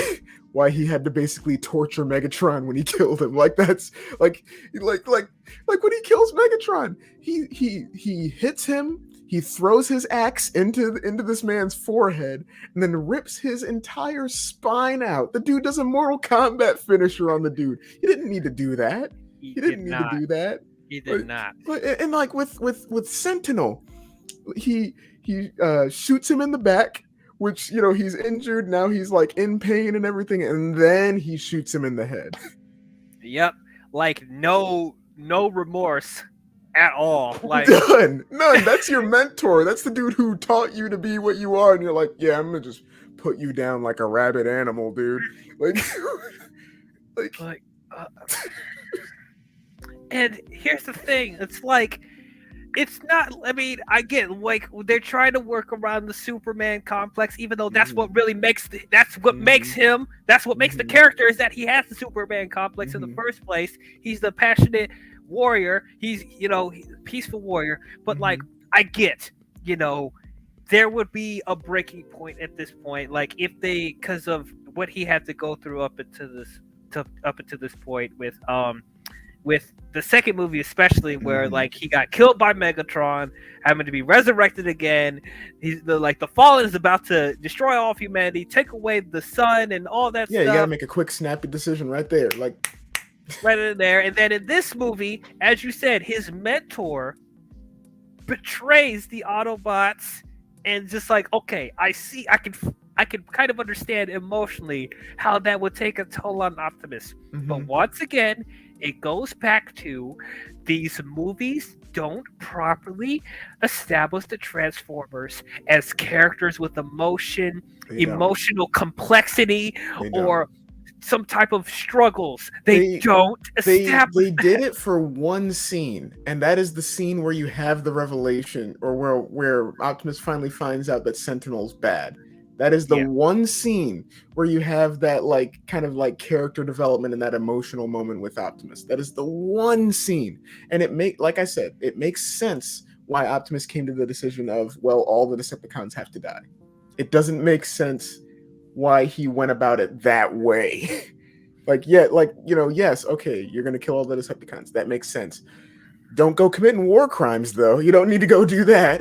Yeah, don't be a serial killer. Like, golly. I mean, it's okay if it's okay. I don't have a problem with him killing Megatron or Sentinel Prime. I don't have a Yes. problem with that. Yes. But like, you would, I, I would have liked to have seen like a little bit of like him being like conflicting if he wants to kill either of them. I mean, yeah, and he even could have, just because they didn't seem like they really wanted to fight either of them by the end of that battle. They could have just been like, all right, we'll imprison them then. Clearly, by the fifth movie, you can tell they have a prison for Cybertronians, so they could have just thrown them in there. Right. They have a means of containing them. They just don't. They don't, like, no prisoners. Like, okay, either be good or you die, or Yes. either you be bad or you die. Because Yes. even like Decepticons are taking prisoners now, apparently. I mean, But I guess you can't have evil if you just kill the villains, I guess. But or even if they have to kill them, like I remember in the first movie when Sam put the Allspark in Megatron's chest, and you hear Optimus Prime says, "You left me no choice, brother." Like, Mhm. if you at least gave me that when he killed Sentinel or even Megatron, because as I said, they could have laid the groundwork of like Megatron and Optimus used to be friends, Mhm. and then they had disagreements of how they Mhm. went about things, and they could have established that, but they don't. But especially with Sentinel, because that's his mentor, at least show like you feel bad for having to kill him or Yes. something. And I mean, you kind of get a glimpse of that when he says, "You didn't betray me, you betrayed You yourself." betrayed yourself. Yeah, but I feel like that line would have been a little more impactful if once again they just imprisoned him. Because at this point, he's just this frail old Cybertronian that doesn't want to fight anymore. He knows that he's lost the fight. Mm-hmm. Yep. Right. Like he's always he even like he couldn't even hold out. Well, okay. That's the thing about this. Okay, now I'm starting to. Do we need to talk about power scaling for a second? Do we need to talk about? I think we do. Oh boy. Okay, before we get into that, I guess we do need to like talk about Sentinel Prime a little bit more. So I'm trying to picture where the picture is that. Nope, that's not it. That's not it. Gosh darn it. I had a Sentinel Prime picture up here. I apologize. I mean, one cool thing. Once again, I feel like it would have worked more if they went with the initial, because he initially was supposed to be two different characters. At one point, he was thrown out to be Alpha Trion, which I think would have worked perfectly, because that is Optimus Prime's mentor. That's the person that actually rebuilds Orion Pax to be Optimus Prime. That would have made total sense. Alpha Trion was canonically a Prime as well, so that would have made total sense. And then at one point, he was also supposed to be Ultra Magnus, which wouldn't have made much sense, but I would have liked that. I would have liked that.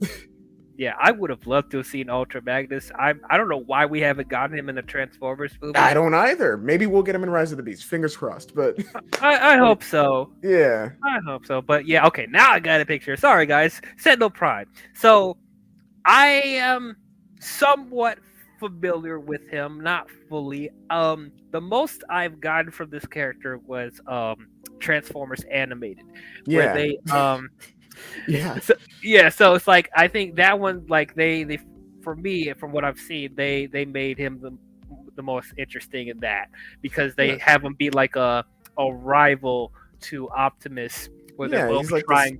arrogant, yeah.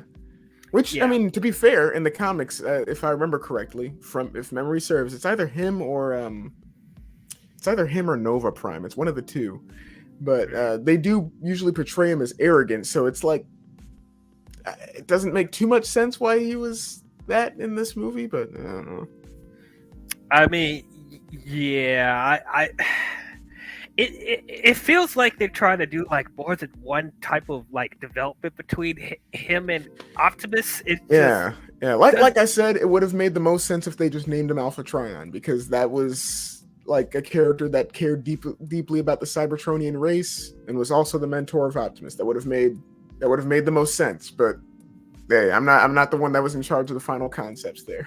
Unfortunately, I would have liked to have seen Alpha Trion as well, because like I do, even though I like Sentinel Prime, like I don't feel like he's like a big enough character to be like, to be like the antagonist, I guess, that will hold that weight Well, compared I to mean, I mean, Optimus. God forbid they make Megatron the main baddie again. I mean, yeah, I guess they feel like, okay, like we kind of played Megatron out a little too much. We need to. Didn't like he was the big bad for one movie. Okay. One and a half, because they had to Hmm. fall and be They like. even what's messed up too is that another kind of retcon they make. They Mhm. say that Megatron is the founder of the Decepticons. Who's the Fallen then? Okay, that's the thing. Okay, so that brings up another can of worms. So I guess we were going to talk about power scaling. So like one issue at a time. So okay, the Yes, power yes. scaling in this. Okay, so that Sentinel Prime is like the mentor of Optimus. Yeah, he's technically part of the other prime. Is he part of the other primes? I don't. I think he is, because they were trying to pull from that other source of media where it's like you got the 13 primes and they're all like one unit of people or whatever, and Optimus is the last prime or something like that. But Oh, okay, sure. Okay, so I guess they established that the primes are the most powerful Autobots slash yes, Transformers in general. Okay, and so he was made. Optimus was made the automatic leader because Sentinel went missing, from what we see. So he was the automatically became the leader after Sentinel Prime. Okay, right, he taught him everything he knew. Okay, right. so okay. So as far as power scaling here, there are moments where Sentinel Prime shows that he's stronger than Optimus, but then there are other times where he needs an armada to help him. And then there's Yeah, another time where it looks like Sentinel Prime's almost about to kill him, but then Megatron comes in and it gets a sneak attack, and he gets brutally injured. And then all of a sudden, Optimus is stronger than Megatron, even though the previous two hmm, movies they established that Megatron is is stronger than Optimus. yeah. That Optimus needed a whole nother bot to be strong enough. I just okay, but Like who? they needed to engineer a high and low point in the fight. That's all that's all that is. They had to make that hero struggle of like, oh, he's on the up and up. Oh no, he's on the back pedal now. Oh, wait a minute. Oh, okay. It just that just It made no it sense. it like it makes no sense. And yeah, no, that was something like on this watching the film that I had to pause the film when Sentinel was fighting Optimus, and he's like, "Call in the Armada, kill Optimus." It's like, what? Fire What? Optimus. Yeah, yeah, yeah. And I was like, why do you need that? Yeah. What? Like. Okay. All right. I was like, okay. I guess you want to make the excuse that he's an older Transformer, so he I needs a mean, little. I think they're trying to illustrate, oh, he's a Decepticon, so he's a coward now. It's like, well, but he's a He's clearly, Prime. yeah, he's a Prime, and up to that point, he clearly is not a coward. Mm-hmm. Um, He's putting Yeah. Megatron in this place. Yeah, like So he was doing like a 1v5 against the other Autobots earlier. Like, why can't he just fight Optimus then? yeah, I'm like, okay, all right, man. I just didn't understand it. I did like that they brought back Leonard Nimoy to voice him because he voiced Galvatron in the animated film. So I like that they brought him back That for was this. nice. That was very nice. I did definitely like that. And I like his vehicle mode. Like it's like an ambulance, big ambulance type You thing. know, so I like it, but this brings up like a whole nother thing where it's like it's supposed to be robots in disguise. Yep. At what point do you see that fire engine and go, that's probably just a fire engine? At what, like who, if you're not like in some more advanced country than the US, like I doubt that you see that going down the street and go, that's totally normal. Yeah, you know, that's just the, you know, I don't know, Chicago Fire Department. Yeah, everything's fine here. Yeah, everything's normal. Nothing to see here. Yeah, you know, it's the fire engine tailed by the green ambulance and the souped up GMC and the truck with hot rod flames. And then there's that yellow and black Camaro and the red sports car. Oh yes. Totally normal. Robots in disguise, everybody. like if I saw even with some of the Decepticons, like Starscream, I'd see him and be like, okay, that's just a jet. Megatron turns into this truck with like teeth at the front. Oh like, my god, this Mad Max truck. Oh my god. Yeah. Look at this shit. like that's a truck where I see that and go, that thing's gonna do a terrorist attack or something. That's not just a normal truck. That's a full on body armor and all that shit. Like, oh my god, it is nuts.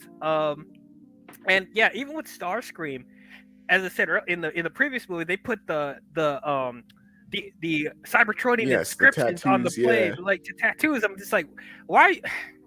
I'm also wondering who did his tattoos. Who's out here? Who's out here giving Cybertronian tattoos? Yeah, do they have a Decepticon that's like I mean that like that was a thing since the second movie. Like, what did he show up at the Fallen's place and was like, all right, you know, we need to revive Megatron, but first, give me some sick tattoos. That'll only show in my vehicle mode. Like, oh god, yeah, I don't understand it. Even when they look like more regular vehicles, you have a whole bunch of Decepticon insignias on the vehicles as well. Genuinely, the only person that the only bot that probably looked like it was a vehicle that would just blend in, Soundwave. Genuinely. Yeah, he's just a Mercedes-Benz. Yes. Yeah, you see those. You know, you know, it's some rich dude driving that. Okay, sure, but you see those.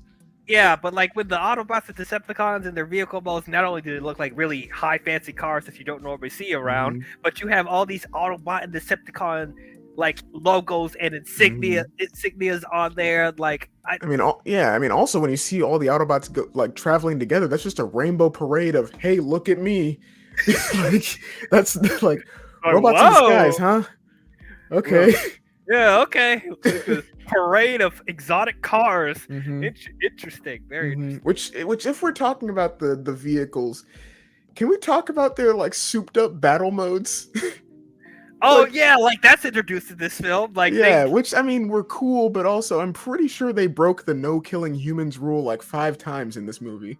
Oh yeah, like they even established like in the beginning of the movie that they're helping them do reconnaissance missions in other parts of the globe, and it's like there's that one scene where Bumblebee, Mirage, and I think Sideswipe were like in the raiding a base, Yeah, it's like they shooting missiles where people were there. It's like real American heroes. This, yeah, like okay. There were definitely some casualties there. Yeah. It's all the guns that came out of Bumblebee's like car, and he just immediately just blows up this tiny like little 1-room building. I'm like, oh yeah, no, like the 5 people that were in there are gone. That's bye.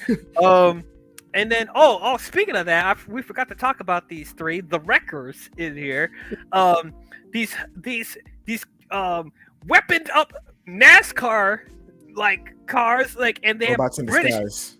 more than meets the eye. Yeah. And they all have British accents. Which is like, Mhm. okay, One of them is sponsored by Target. yeah, there's Like, that product placement. yeah, and like I'm glad because the Wreckers are a thing in Transformers. I'm glad that they brought that group in. I'm glad that they brought in characters that are like actually in other Transformers media. But yeah, like they just nothing characters. I feel like they do what the twins were supposed to do if they had an actual role in this movie. Yeah, yeah, that's what it felt like. But yeah, I would definitely take these three over Mudflap and Skids again. Oh So yes, that's 100%. definitely fine. And I do think that even though like there's no way you're being discreet with these vehicles, they are cool though. I like They are cool. They are. I will admit I thought it was kind of a shame with what happens later, but yeah. yeah. Okay, now as far as I wanted to go back to the design of Sentinel Prime. Did you like Yeah. how he looked? I liked his design. I'm gonna be honest, I kind of liked his design more than most of the Autobots. Like it kind of goes like Optimus, uh, and then like Sentinel, and then like everyone else in terms of like the designs of them, in my opinion. Like I really liked his design. Like it's very busy, like most of the other like Transformers designs, but Mhm. I liked it. I liked his design. Honestly, I feel like compared to the other designs that are really busy, like for the most part, I can I can actually tell more like his the structure of his body in this. It didn't Mhm. feel as messy as the other Transformers. Like I could tell that's his arm. I could see how his legs are and stuff like that, and like the two the two shoulder pieces and stuff like that. Like all of it looked pretty congruent for the most part. Mhm. Um, and I like that crown he has on the top of his head. That's something that should have gave to Ratchet. If they put it on Sentinel Prime, they should have put it on Ratchet. But okay, it's whatever. The only thing I don't like is that beard. I don't like that beard. I'm sorry. It looks Yeah. too humanized. And I know in the G1 cartoon will be some Transformers that look like they have facial hair. Some of them. Even then, I thought that was weird in the cartoon. But in this one, like literally, it looks like he has like a Fu Manchu beard, and it's just so off-putting to me. But I know they want to have him look like he's an older Transformer, so I get what they were trying to do with that. It's fine. I think that's why he was supposed to originally be Alpha Trion, because Alpha Trion has a beard. But It would have made more sense. Would have made more sense. For those of you who don't know, once again, I'm going to reference. This is what he looks like in the cartoon. Yeah, definitely a true adaptation to the cartoon. Definitely seen the resemblance. But yeah, it's whatever. It's whatever. Um, I don't think they can have an ambulance that has blue and orange on it, so I don't know if that would work very well. But it's fine. What did he transform into in the cartoon? I forgot. I don't Um, remember. don't remember. That's fine. Okay, so before we get to the Decepticons, we gotta talk about this retconning they keep doing. So once again, they're they are rewriting how did the humans interact with the Transformers. Okay, so to do a little bit of a recap, in the first movie they established that Megatron crashed into the Arctic thousands of years ago, chasing after the Allspark. In the second movie, they established that there are natives that were worshiping the primes and the fallen. Um, and then in this movie, they established that Sentinel Prime crash landed on the moon and has some sort of conspiracy, like cover up with the first landing of the of them landing on the moon. There's there's just So many questions. So this is why this movie's called Dark of the Moon, which even then, Mhm. that's kind of an odd title too. Dark of the Moon. That's not proper English. It because in the movie they say Dark Side of the Moon. They keep saying Dark Side of the Moon. You felt like they wanted to call it that, but I don't know why they took the darks. They took the side out of dark side, so the Dark of the Moon. What does that even mean? But this is what it means. So there's so many. Okay. So since they established in the previous movie that the whole plan was to help resurrect the fallen, so he can take the sun away to create Energon, but at the same time, Megatron was chasing after the Allspark to create an army of Decepticons from human technology. But while all that's happening, apparently Sentinel Prime did a deal with Megatron a long time ago during the Battle of Cybertron, and somehow they knew that they would end up on Earth to use the pillars. The pillars are the stuff that they use to transport to different parts of the galaxy that Sentinel Prime invented. So apparently they knew that with all the circumstances with Cybertron and the Allspark crash landing on Earth and the Fallen wanted to take the energy from the sun of the Earth, they knew that they wanted to enslave humanity and use the pillars to transport all the Decepticons and Cybertron itself.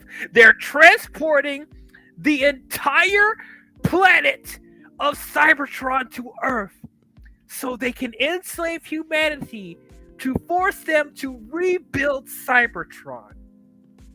Yes. Can anybody explain to me how chasing after the Allspark and the Fallen taking away the sun and the Decepticons enslaving humanity to rebuild Cybertron, please explain to me how any of these three motivations make sense with one another? I can't, but even the writers of these films can't, because they're just going to double down and retcon it again in the next one. And the next one. And the next one. But what? What is going on right now? What is going on?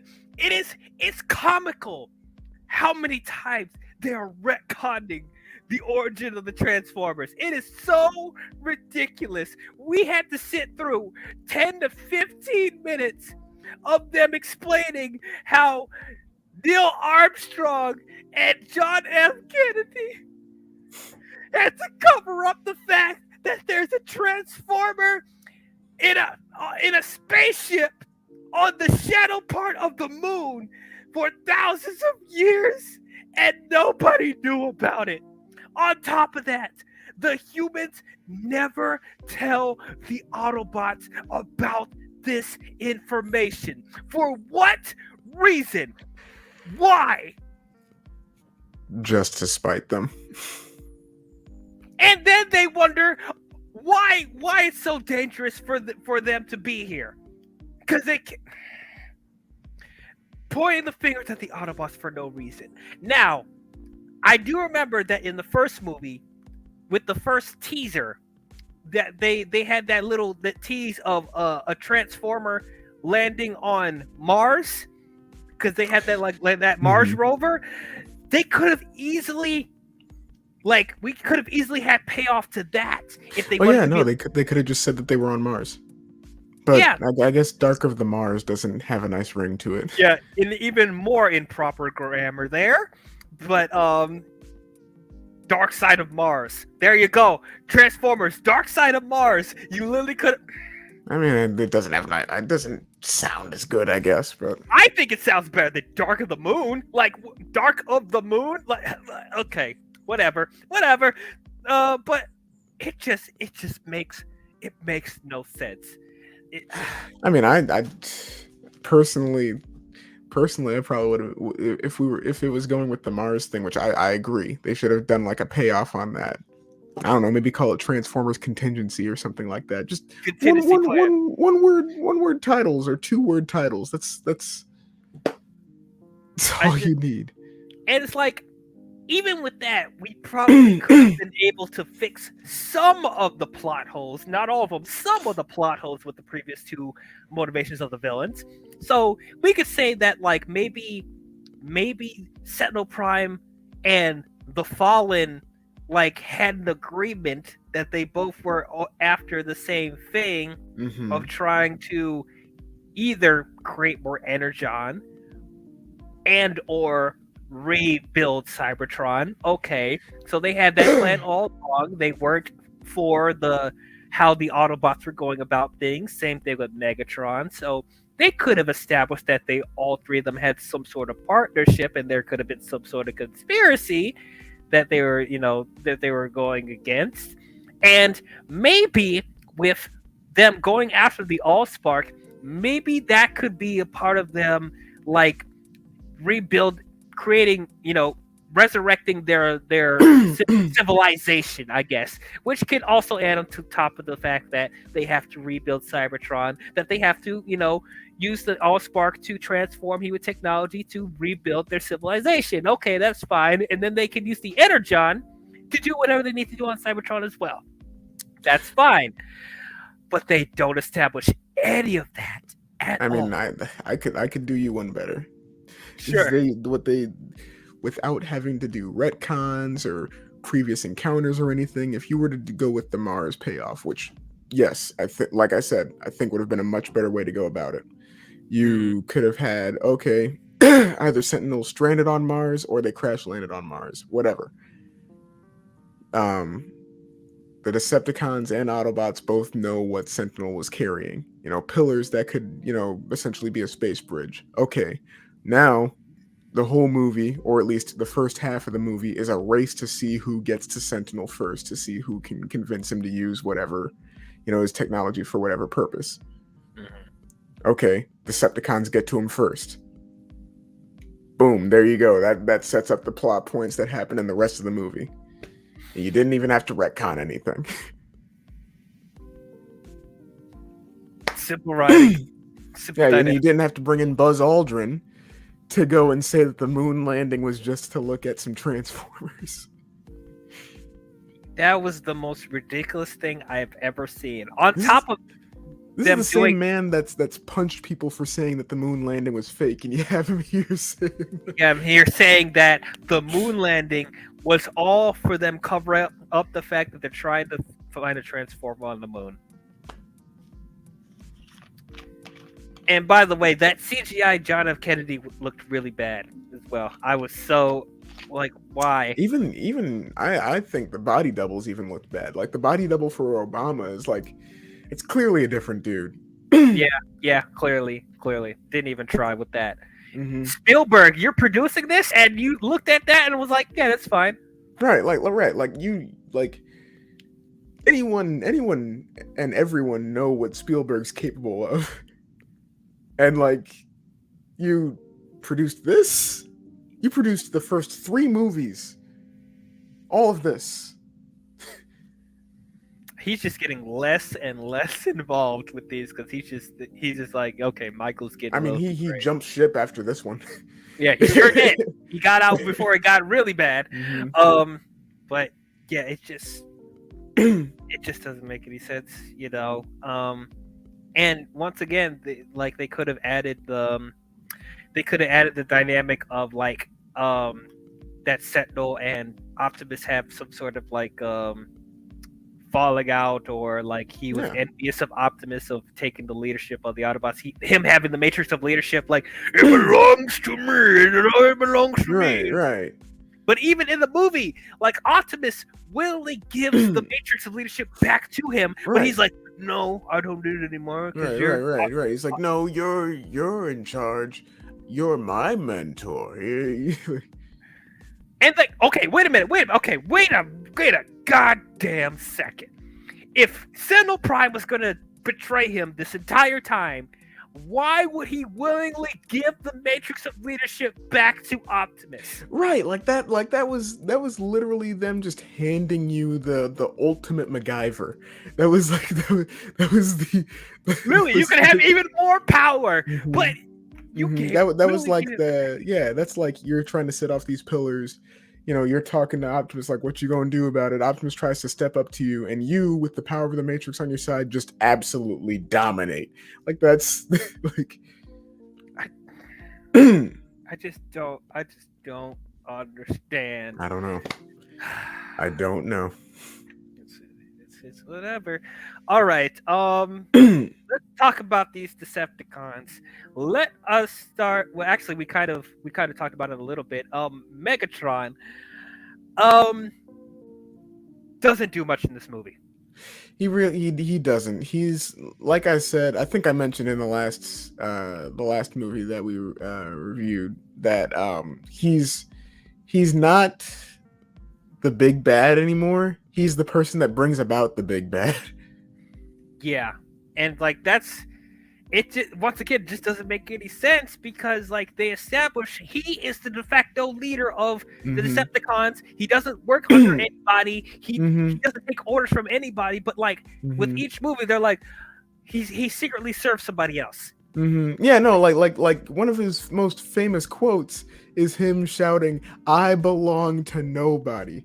Man, you belong to everybody. You belong That's to like everyone. like yeah, Everyone. like you have the newest character here out of everybody, Carly, sitting here and telling you off, telling you exactly what you are. And like That's so sad. So sad. He sits around until like the Lily his last 3 minutes of screen mhm. time, and then he gets Mortal Kombat Yeah, fatalities. yeah, like he gets beat up by Sentinel, and then like he just sits there for like a good half hour just feeling sorry for himself. Like really, like Like, it's it's so odd. I mean, right. it it was. I'll say like it's kind of cool visually to see Mm. him in the Mad Max truck in Africa. It's cool. Aesthetically, it looks cool. And then there was one scene where I can't believe they did this. They literally had Megatron blast the Abraham Lincoln statue, and Yes, he's yeah. sitting on the Which throne. which I'm happened in the G1 cartoon.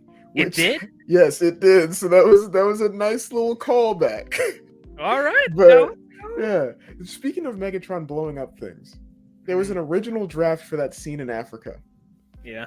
where he just straight up kills an elephant. Like he just for no reason, just to assert his dominance, he just blows one up. Oh, But wow. I don't think that yeah, would have went over very well. yeah, no, it didn't. That's why they got rid of Oh it. God, was it a brutal death? Like, did he? Like Did yeah, it? like guts, like just yeah, like I mean, it would have established like, oh, Megatron's definitely still evil, but Yeah, this movie's for kids, right? This movie's for kids. yeah, like there's supposed to be just Megatron shows up on screen, he sees these elephants, and he's like, oh, they're not giving me the respect I deserve. And just blows away. All about guts Yeah, everywhere. Oh yeah, God. and then he goes, all hail Megatron, whatever. Oh Yeah, and hell. also like like the Decepticons in this movie just they just say evil stuff just to sound evil, I feel. Oh yeah, they Like they totally do. Yes. they're going on and on about, oh, our evil plans are blah blah blah blah. What is your plan? What is your plan? I don't think you know what your plan is. No. The only one that knows what's going on is Sentinel for the Right. most part. Um, Like Starscream was reduced to like just a blubbering mess, but yeah, man, they what they do to Starscream in this. He doesn't even, as you say, he doesn't even get to be like the conniving weasel that he is in the yeah, cartoon. yeah. Um, He's I just a mean, proto version of that one from the fifth movie that's all I'll suck your brains. He's just a mhm. proto version of that. And then the whole sequence with him and Sam in Chicago. Oh man. So that's how you end Starscream's Out of character. out of all the things to do him in, it's not gonna be, Optimus killing him. It's not gonna be him trying to backstab Megatron and then dying because of that. No, no. No, it's Sam and the military. They kill Starscream. America. Oh yeah, Yeah. but God, God, and in the most silly way possible. So Sam has a grappling hook gauntlet, and he shoots it in Starscream's eye, Yeah. and he's freaking out Yeah, all over in the true place. Starscream fashion, going, my eye! My eye, my eye, and then Sam is like hanging on for dear life, like being thrown around like a rag doll while he's freaking out, and then he gets some sort of grenade that like him and the other military guys is struggling to get on his head because like they're holding onto the grappling thing, and it's just so bad. It's so bad. Like, first of all, Sam should be like brutally injured, if not dead. I mean, like, to be fair, none of the Decepticons got dignified deaths in this movie. Not a single one. No, none of them. Yeah, not a them single one. Even the background ones. Yep, brutal deaths everywhere. Mm-hmm. But yeah, like, and then okay, do you notice another thing that they keep making the Decepticons visually just look more disgusting. Like, I don't understand it. Yeah, like I said, literally the only one that's an exception to this is Soundwave. Like he has the most cohesive design out of all of them. And even I don't like this. I don't like this design. Right. I don't like it as a Soundwave design, but out of all of them, it's like, oh, I can see what's going on with that design. Yeah, like he looks like a white version of Barricade for the most part. He does. And like, and still didn't give him the modulated voice. He doesn't have a visor. Yeah. And he has a mouth guard just like Optimus, and nope, you see his full on mouth and just like, God damn, I don't like it. But yeah, as far as actually, I probably will disagree with you a little bit that his design seemed the most like coherent, or whatever, like the most structured. We'll talk about this character in a second. I'm actually curious to hear how you feel about this Decepticon when we talk about him. But like with the Decepticons, they're making them look more monster alien like. Now they have like oil spitting out of their mouths. Some of them look like predators. They have more than one eye. Like, what? Yeah, they've become more just eldritch horrors beyond man's comprehension. Like, it's just I think that's especially like present in like in the next movie with Barricade, where he's got like 4 eyes. Like, that's like, ugh, what the? Like, why are we doing this? Yeah. But yeah, so like I did. Fifth movie. Fifth movie. Yeah. Was that in the fifth? Okay. Yeah, that was the 5th movie. Yeah. Okay. So yeah. So Soundwave. Oh. Very just. Sorry. Oh yeah. No problem. But yeah, I just didn't like that. I just didn't like that.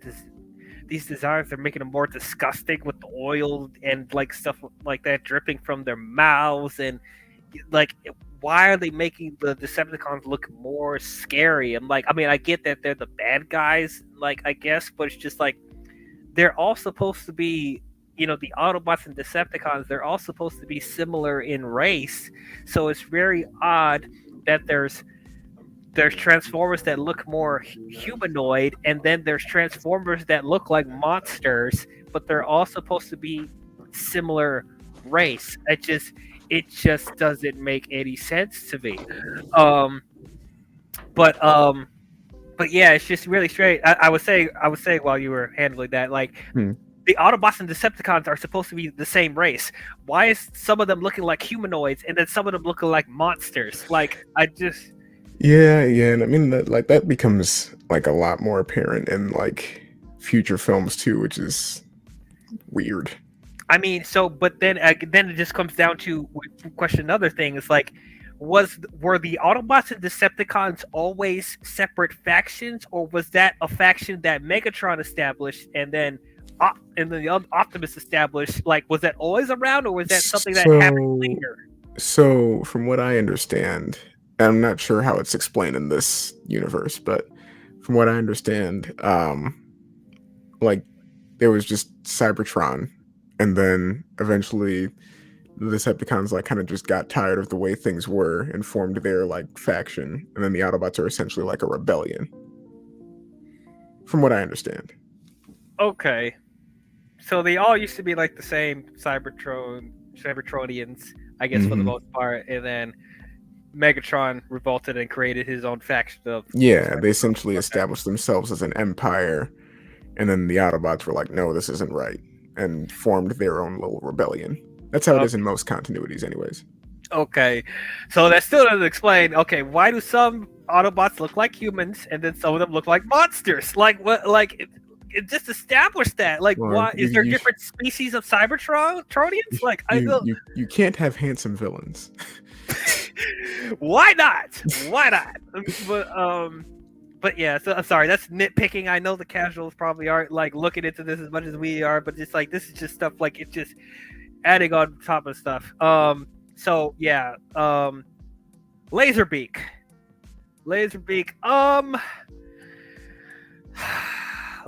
I actually thought, as far as him as a presence, I thought was cool because in the cartoon, he was just is that the Laserbeak one? Nope, that's No, Optimus that's in his nope. jet form.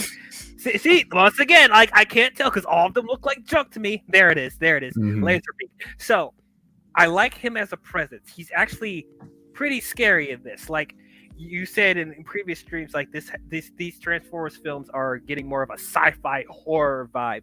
This felt the most sci-fi horror out of the trilogy. Like the kills that Laserbeak does in the beginning of this movie, I'm just like, God damn. Especially the one with when he masqueraded as Bumblebee. That was Yeah, that shook me the first time I saw it. I'm like, oh my God, he not only transforms into Bumblebee, but like anything, like he could transform into any vehicle. He's not, or any like type of like device or whatever. He's not just sticking to one type of thing like most of the other Transformers. So like that made him even more scary. And I guess I do kind of like that they had him talk more because in the cartoon he doesn't talk.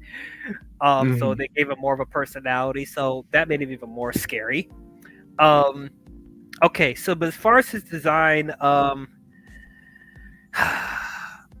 don't know about you, but I'm starting to get over the heavy metal aesthetic that they're doing with these Transformers, man. Like everyone is gray, everyone looks sharp, everyone looks like there's something out of a horror film. Like I don't know. There's no beak. He has no beak. Like it's just very small. Like I don't like that. Like I don't know. It's a nitpicky thing once again. The casuals probably don't care. They probably look at it as like, oh yeah, it looks cool, but I don't know. I don't know. It's fine for what they were going for, I guess. Overall, how'd you feel about Laserbeak? It's not my least favorite design, but it's I mean it's meh. Like it, yeah. It's meh. Like I'll admit I was kind of getting over the whole like monsterish kind of aesthetic that they were going there, but It's okay. It's fine. It's at least like as far as him as a presence, it really works. He's probably one of the standout Decepticons, which I didn't even expect to, because like for the most part, he in the cartoon he's like he's one of Soundwave's like stuff that comes out of his chest, one of his lackeys or whatever. So it's like it's cool they gave him more of a character in this. All right, so here's the Decepticon I've been waiting for to hear you talk about, because Shockwave. So you said earlier that this is your favorite Decepticon. I'll say before I let you go off, me personally, aesthetic-wise, this is probably one of my favorite designs of the Decepticons, in my opinion. Now, for the most part, like he looks like the cartoon. It's very modified, yes, but like as far as me looking at him and being like, as far as the translation from the cartoon, I could tell that's Shockwave, like Optimus. Like they did some changes to him, but for the most part, I look at Optimus and think, yes, I see that. So for those of you who don't know, this is what he looks like in the cartoon. And yeah, like as far as I see that's Shockwave. He has the one red eye, and like he has the long beak-ish type of head, and if you look very closely, you do see slight dark purple. You have to look very closely, but like at first I thought he was straight on black, but no, they actually try to put a tiny bit of purple on him. So I did appreciate that. And as far as like the pieces, like he looks once again, like I can tell where his arms are, I can see where his legs are. So it's like he doesn't look very messy on all over the place. And what I thought was really really cool that he has a mechanical kraken, like he has a freaking mechanical kraken in here. That mechanical kraken, like, is insane. The stuff he does in this movie, like the final act when he's just tearing apart that building. I'm like seeing that in 3D. It was jaw dropping. I wish I saw this in IMAX because like seeing that mechanical kraken tear up shit in Chicago, it would have been an amazing thing to see on like the biggest screen possible. But now the one thing I did not like, they gave him one word of dialogue. Yeah. One word. He doesn't even have lines. One word. And he doesn't even fight. He shoots something. He commands the mechanical kraken to do stuff. And that's it. But yeah, I'm interested to hear what you thought about Shockwave. That's your baby. That's your boy, man. Yeah. I mean, as far as the design goes, yes, that's like you can tell that that's Shockwave, but they like, and I do agree that the little like mechanical beast that he was commanding was great, but they wasted that character. Like Shockwave is so much more in most of the other things that he appears in. Transformers Prime, animated, G1 especially, IDW, my goodness, IDW. But like that's my main issue, and then my main reason that I was so disappointed with him is like, yes, he says one word. He doesn't even fight, which I mean that's not out of character for him, but he doesn't even really do much. Like he shows up twice in the film, once at the beginning, and then once when he's about to die. Like it seems like these films kind of just have a habit of like bringing in these really cool characters who might get to do one cool thing, but overall get wasted. Yeah. And as we said, he's one of the big four Decepticons. Yes, it's like Megatron, Starscream, Soundwave, Shockwave. And yeah, they waste him. They waste Soundwave as well. Bumblebee kills him. Brutally. Lily let the cannon up his chest and then blast his chest up into his face and it explodes. Like, I mean, to be fair, Shockwave wasn't too much better. Optimus tears his eye out and then uses his gun to shoot the pillar.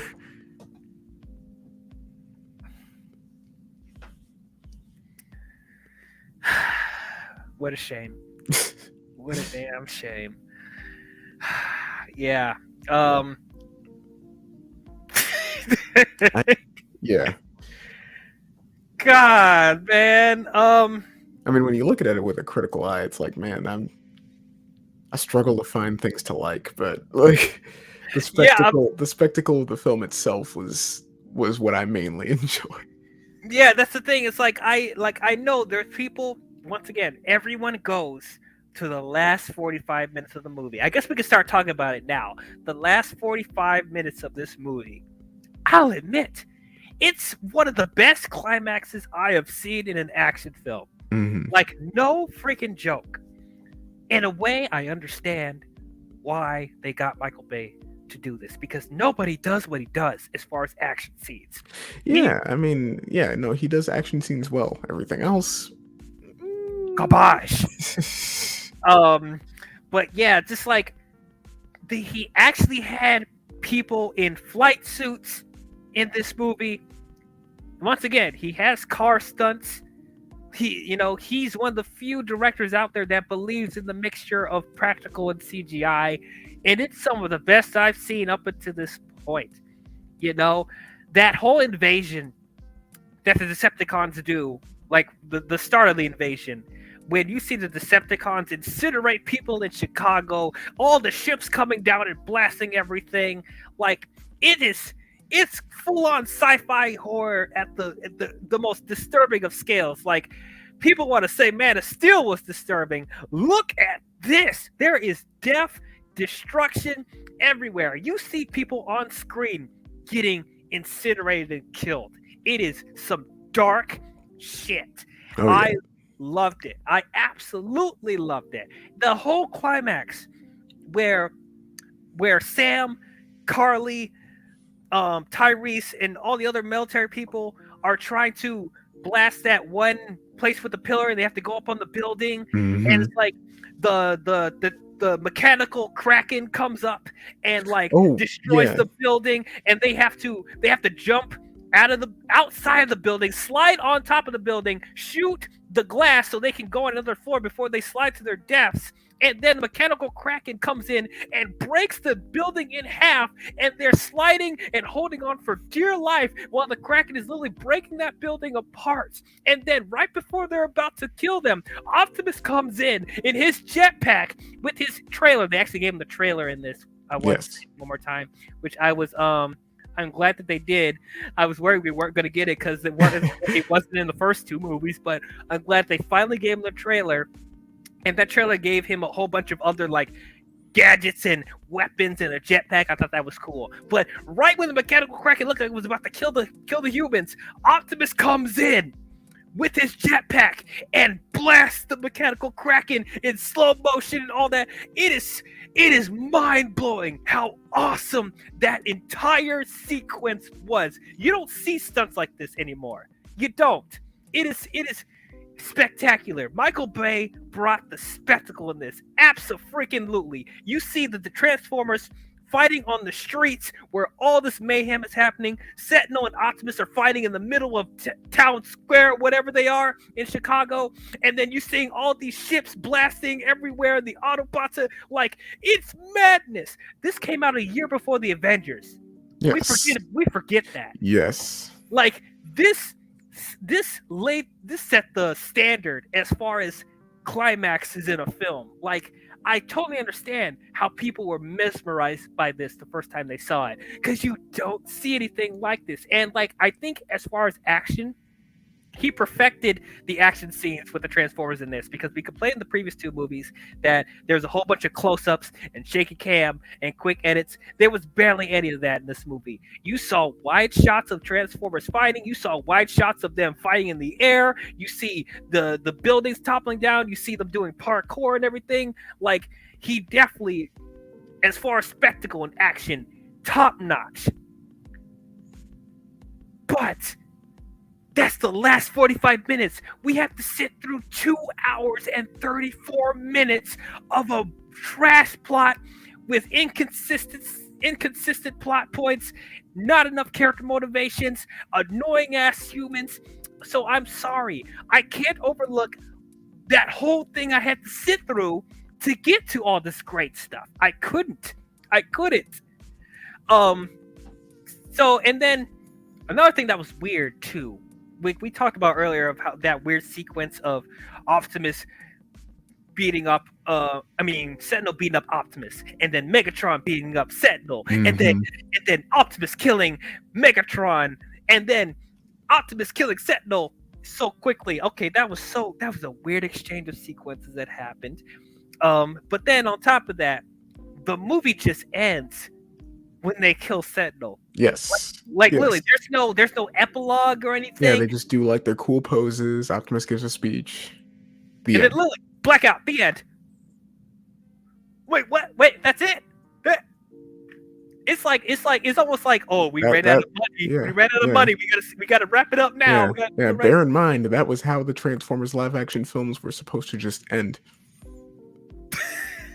that was it. I'm just like,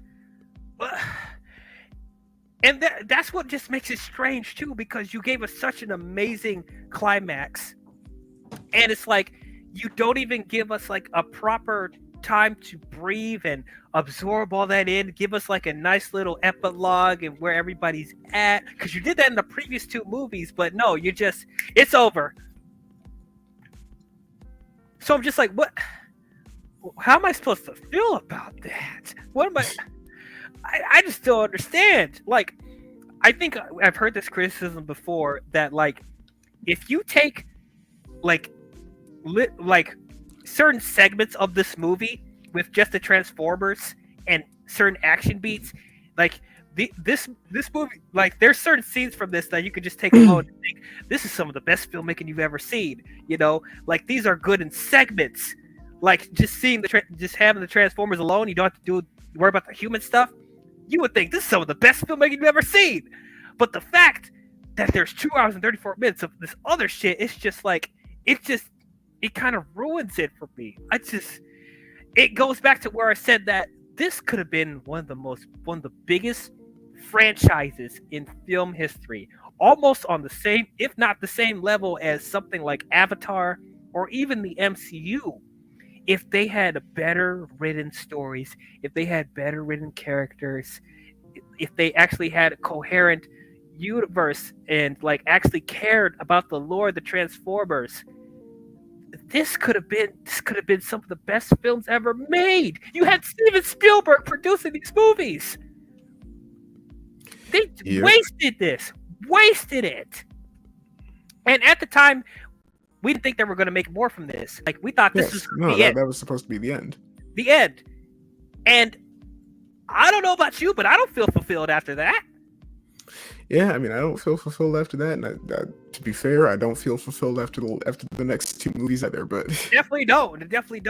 Now I guess given like the next two that we get, you know, I would take this being the last movie, even though it's not the most satisfying. But like, if that was supposed to be the end, the first end to this Transformers franchise, I would feel a bit blue-balled. Even though yes, you gave us an amazing final battle, but like, I don't feel satisfied as far as closure with the characters and the Transformers. It just feels very abrupt.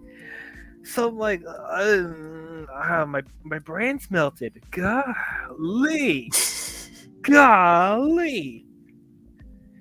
So, yeah, I think that's all I got for this movie. Anything else you want to talk about before we start closing this down? I mean, we've talked about pretty much everything I wanted to talk about. I was able to list off any of the trivia that I remembered from this movie, but if we must end this movie so that we can move on to the next one. Golly, I'm not even in a rush to get to that one. But what I also will say, the Linkin Park song, this is probably my favorite Linkin Park song that they did for the Transformers films. Like nobody talks about the Linkin Park song they did with this one. They either talk about the What I've Done and A New Divide. I'm trying to think of what the name of this song, because like that was my favorite. Shoot. Oh, sorry guys, we're gonna look this up real quick. Iridescent. Yes. I think that's a great song. For the end credits, like that song made me feel like that was the conclusion of a great trilogy. Because like, do you feel coming on the destination? Remember all, like. That's a great concluding Linkin Park song of a trilogy. I just wish it was with a better third installment, but like it's a shame. So yeah, overall, this ain't good, guys. It's not. I know everyone gets caught in the spectacle of this movie, and I totally understand. Visually, this is the best the Transformers ever looked. The action, this is some of the best action of the franchise so far. Yeah, like the mix of practical and CGI effects, it's absolutely outstanding. Michael Bay has some of the best action sequences in a film. I can't take that away from him at all. And yes, this is better constructed than Revenge of the Fallen, because Revenge of the Fallen was just an all-out mess. You can feel like he was trying a little bit harder to make it better, but still, even with all the spectacle and all the crazy action in this movie, it does not fix the fact that this movie is very poorly written, and this movie has been directed by a guy that doesn't even like Transformers, doesn't even understand Transformers, and there's so much wasted opportunities with them, with the lore and the world building of Transformers. They just wasted in this. Mm-hmm. You know, and even the human characters with Sam, and like, even they wasn't that good in this movie either. Shia LaBeouf is like one of my favorite characters in these movies, and like even in this, he felt lackluster compared to the first two. And I didn't like that they replaced Megan Fox with Rosie Huntington-Whiteley. Now, Rosie Huntington-Whiteley did a fine job, but it was clear they were trying to replace Megan Fox, and sorry, they can't replace Megan Fox, because I liked her in the first two movies. You know, it's a shame with the controversy that happened behind the scenes, but I wish they found a way to at least have her be in this one, you know, be the last time she's in it, and then they can move on to something else, which they end up doing anyway. But yeah, John Turturro still is a diamond in the rough in these movies. It's a shame that he doesn't come back after this. But yeah, he ends up being one of the better parts of these movies. Everyone else is just like there for the paycheck, to be honest. Yeah, it's a shame. Yeah, offered a role in a blockbuster, and you know, you don't turn it down. Yep. And you know, at the time when I was thinking this was the end of the franchise, if this was the end of the trilogy, I wouldn't feel fully satisfied. But at least they gave us a banger of a climax. So at least I got something out of that as far as the action. Yeah, it ended on a high note. As far as that. But yeah, man. Overall, I will give Transformers: Dark of the Moon a C-. That's the best I can give it, guys. I'm so sorry. All right, go ahead, Big B.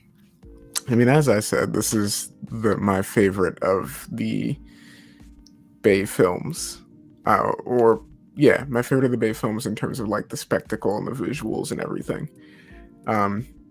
You know, for me, it's a joy to watch. Yes, the beginning of the movie does drag on, though I do feel after like the first 45 minutes, it starts to become a lot more tolerable, a lot more palatable, I guess I should say. The designs in this, I think, overall weren't too bad. And of course, like we said, the human characters were just, bleh, you know, for the most part. Like Sam essentially regresses back to Revenge of the Fallen to just live out that kind of character arc all over again and have zero payoff because he doesn't even come back in the next one. And, you know, for the most part, a lot of the highlights of the film do end up being the last 45 minutes. At the same time, though, regardless, I enjoyed it as a kid. I still enjoy it now. It's still something I can go back to and watch and say, you know what? I had a good time overall. So, I mean, personally, I think I can give this a C+. Okay. All right. Well, that is our thoughts on Transformers: Dark of the Moon. Tell us, what did you guys think about it? Did you guys love it? Did you guys hate it? Did you guys think it was okay? Comment your thoughts down below and let us know. Well, we made it to the halfway point. Oh, God. Unfortunately, this next one's going to be very painful. The next Transformers film we will be talking about is Transformers: Age of Extinction. It's an uphill battle for 2 movies. Jeez. Yeah, my gosh. Oh, tune in for those when it comes out. But if you guys enjoyed this stream, Please help us get through all these movies. These two are going to be so hard to get through. It's going to be so hard to talk about these. Yeah. Oh, I man. think by the time we get to the fifth one, I'm gonna need like a bottle full of Tylenols, man. For real. I mean, some aspirin, all that shit. I might consider drinking, even though I don't drink. Yeah. God. But yeah, please leave a thumbs up and subscribe to the channel. Like the video, subscribe. It would help a lot. You know, help me on the algorithm. Help me get to my subscribers up. We're on the road to 500 subscribers. So every type of engagement helps. Go ahead and plug your stuff, Big B. Yeah, I mean, you know, as I've said before, you can find me down there at Red, White, and Blue Streak. I do figure reviews. Follow me on Twitter at if it ain't my beard. Gonna be putting up a figure review for an Optimus Prime figure here in a few days here, but yeah. Yeah, he's just wore out. I'm just dreading the next couple movies. I know. God, we're gonna get through it. There'll be greener pastures, hopefully. Oh yeah. You know? Oh yeah. After these two, it'll be all right. But it'll be okay. But yeah, that's all we have for you Transformers fans. And we will see you guys next time. Talk to you guys later. And don't forget, the needs of the many outweigh the needs of the few. I can't believe they made him say that in the movie. I can't believe that. It made no sense for him to say that. Lily, fan service. Like what many? What many are you talking about? Like, what few are you talking about? Okay, whatever. We'll talk to you guys later. Bye-bye.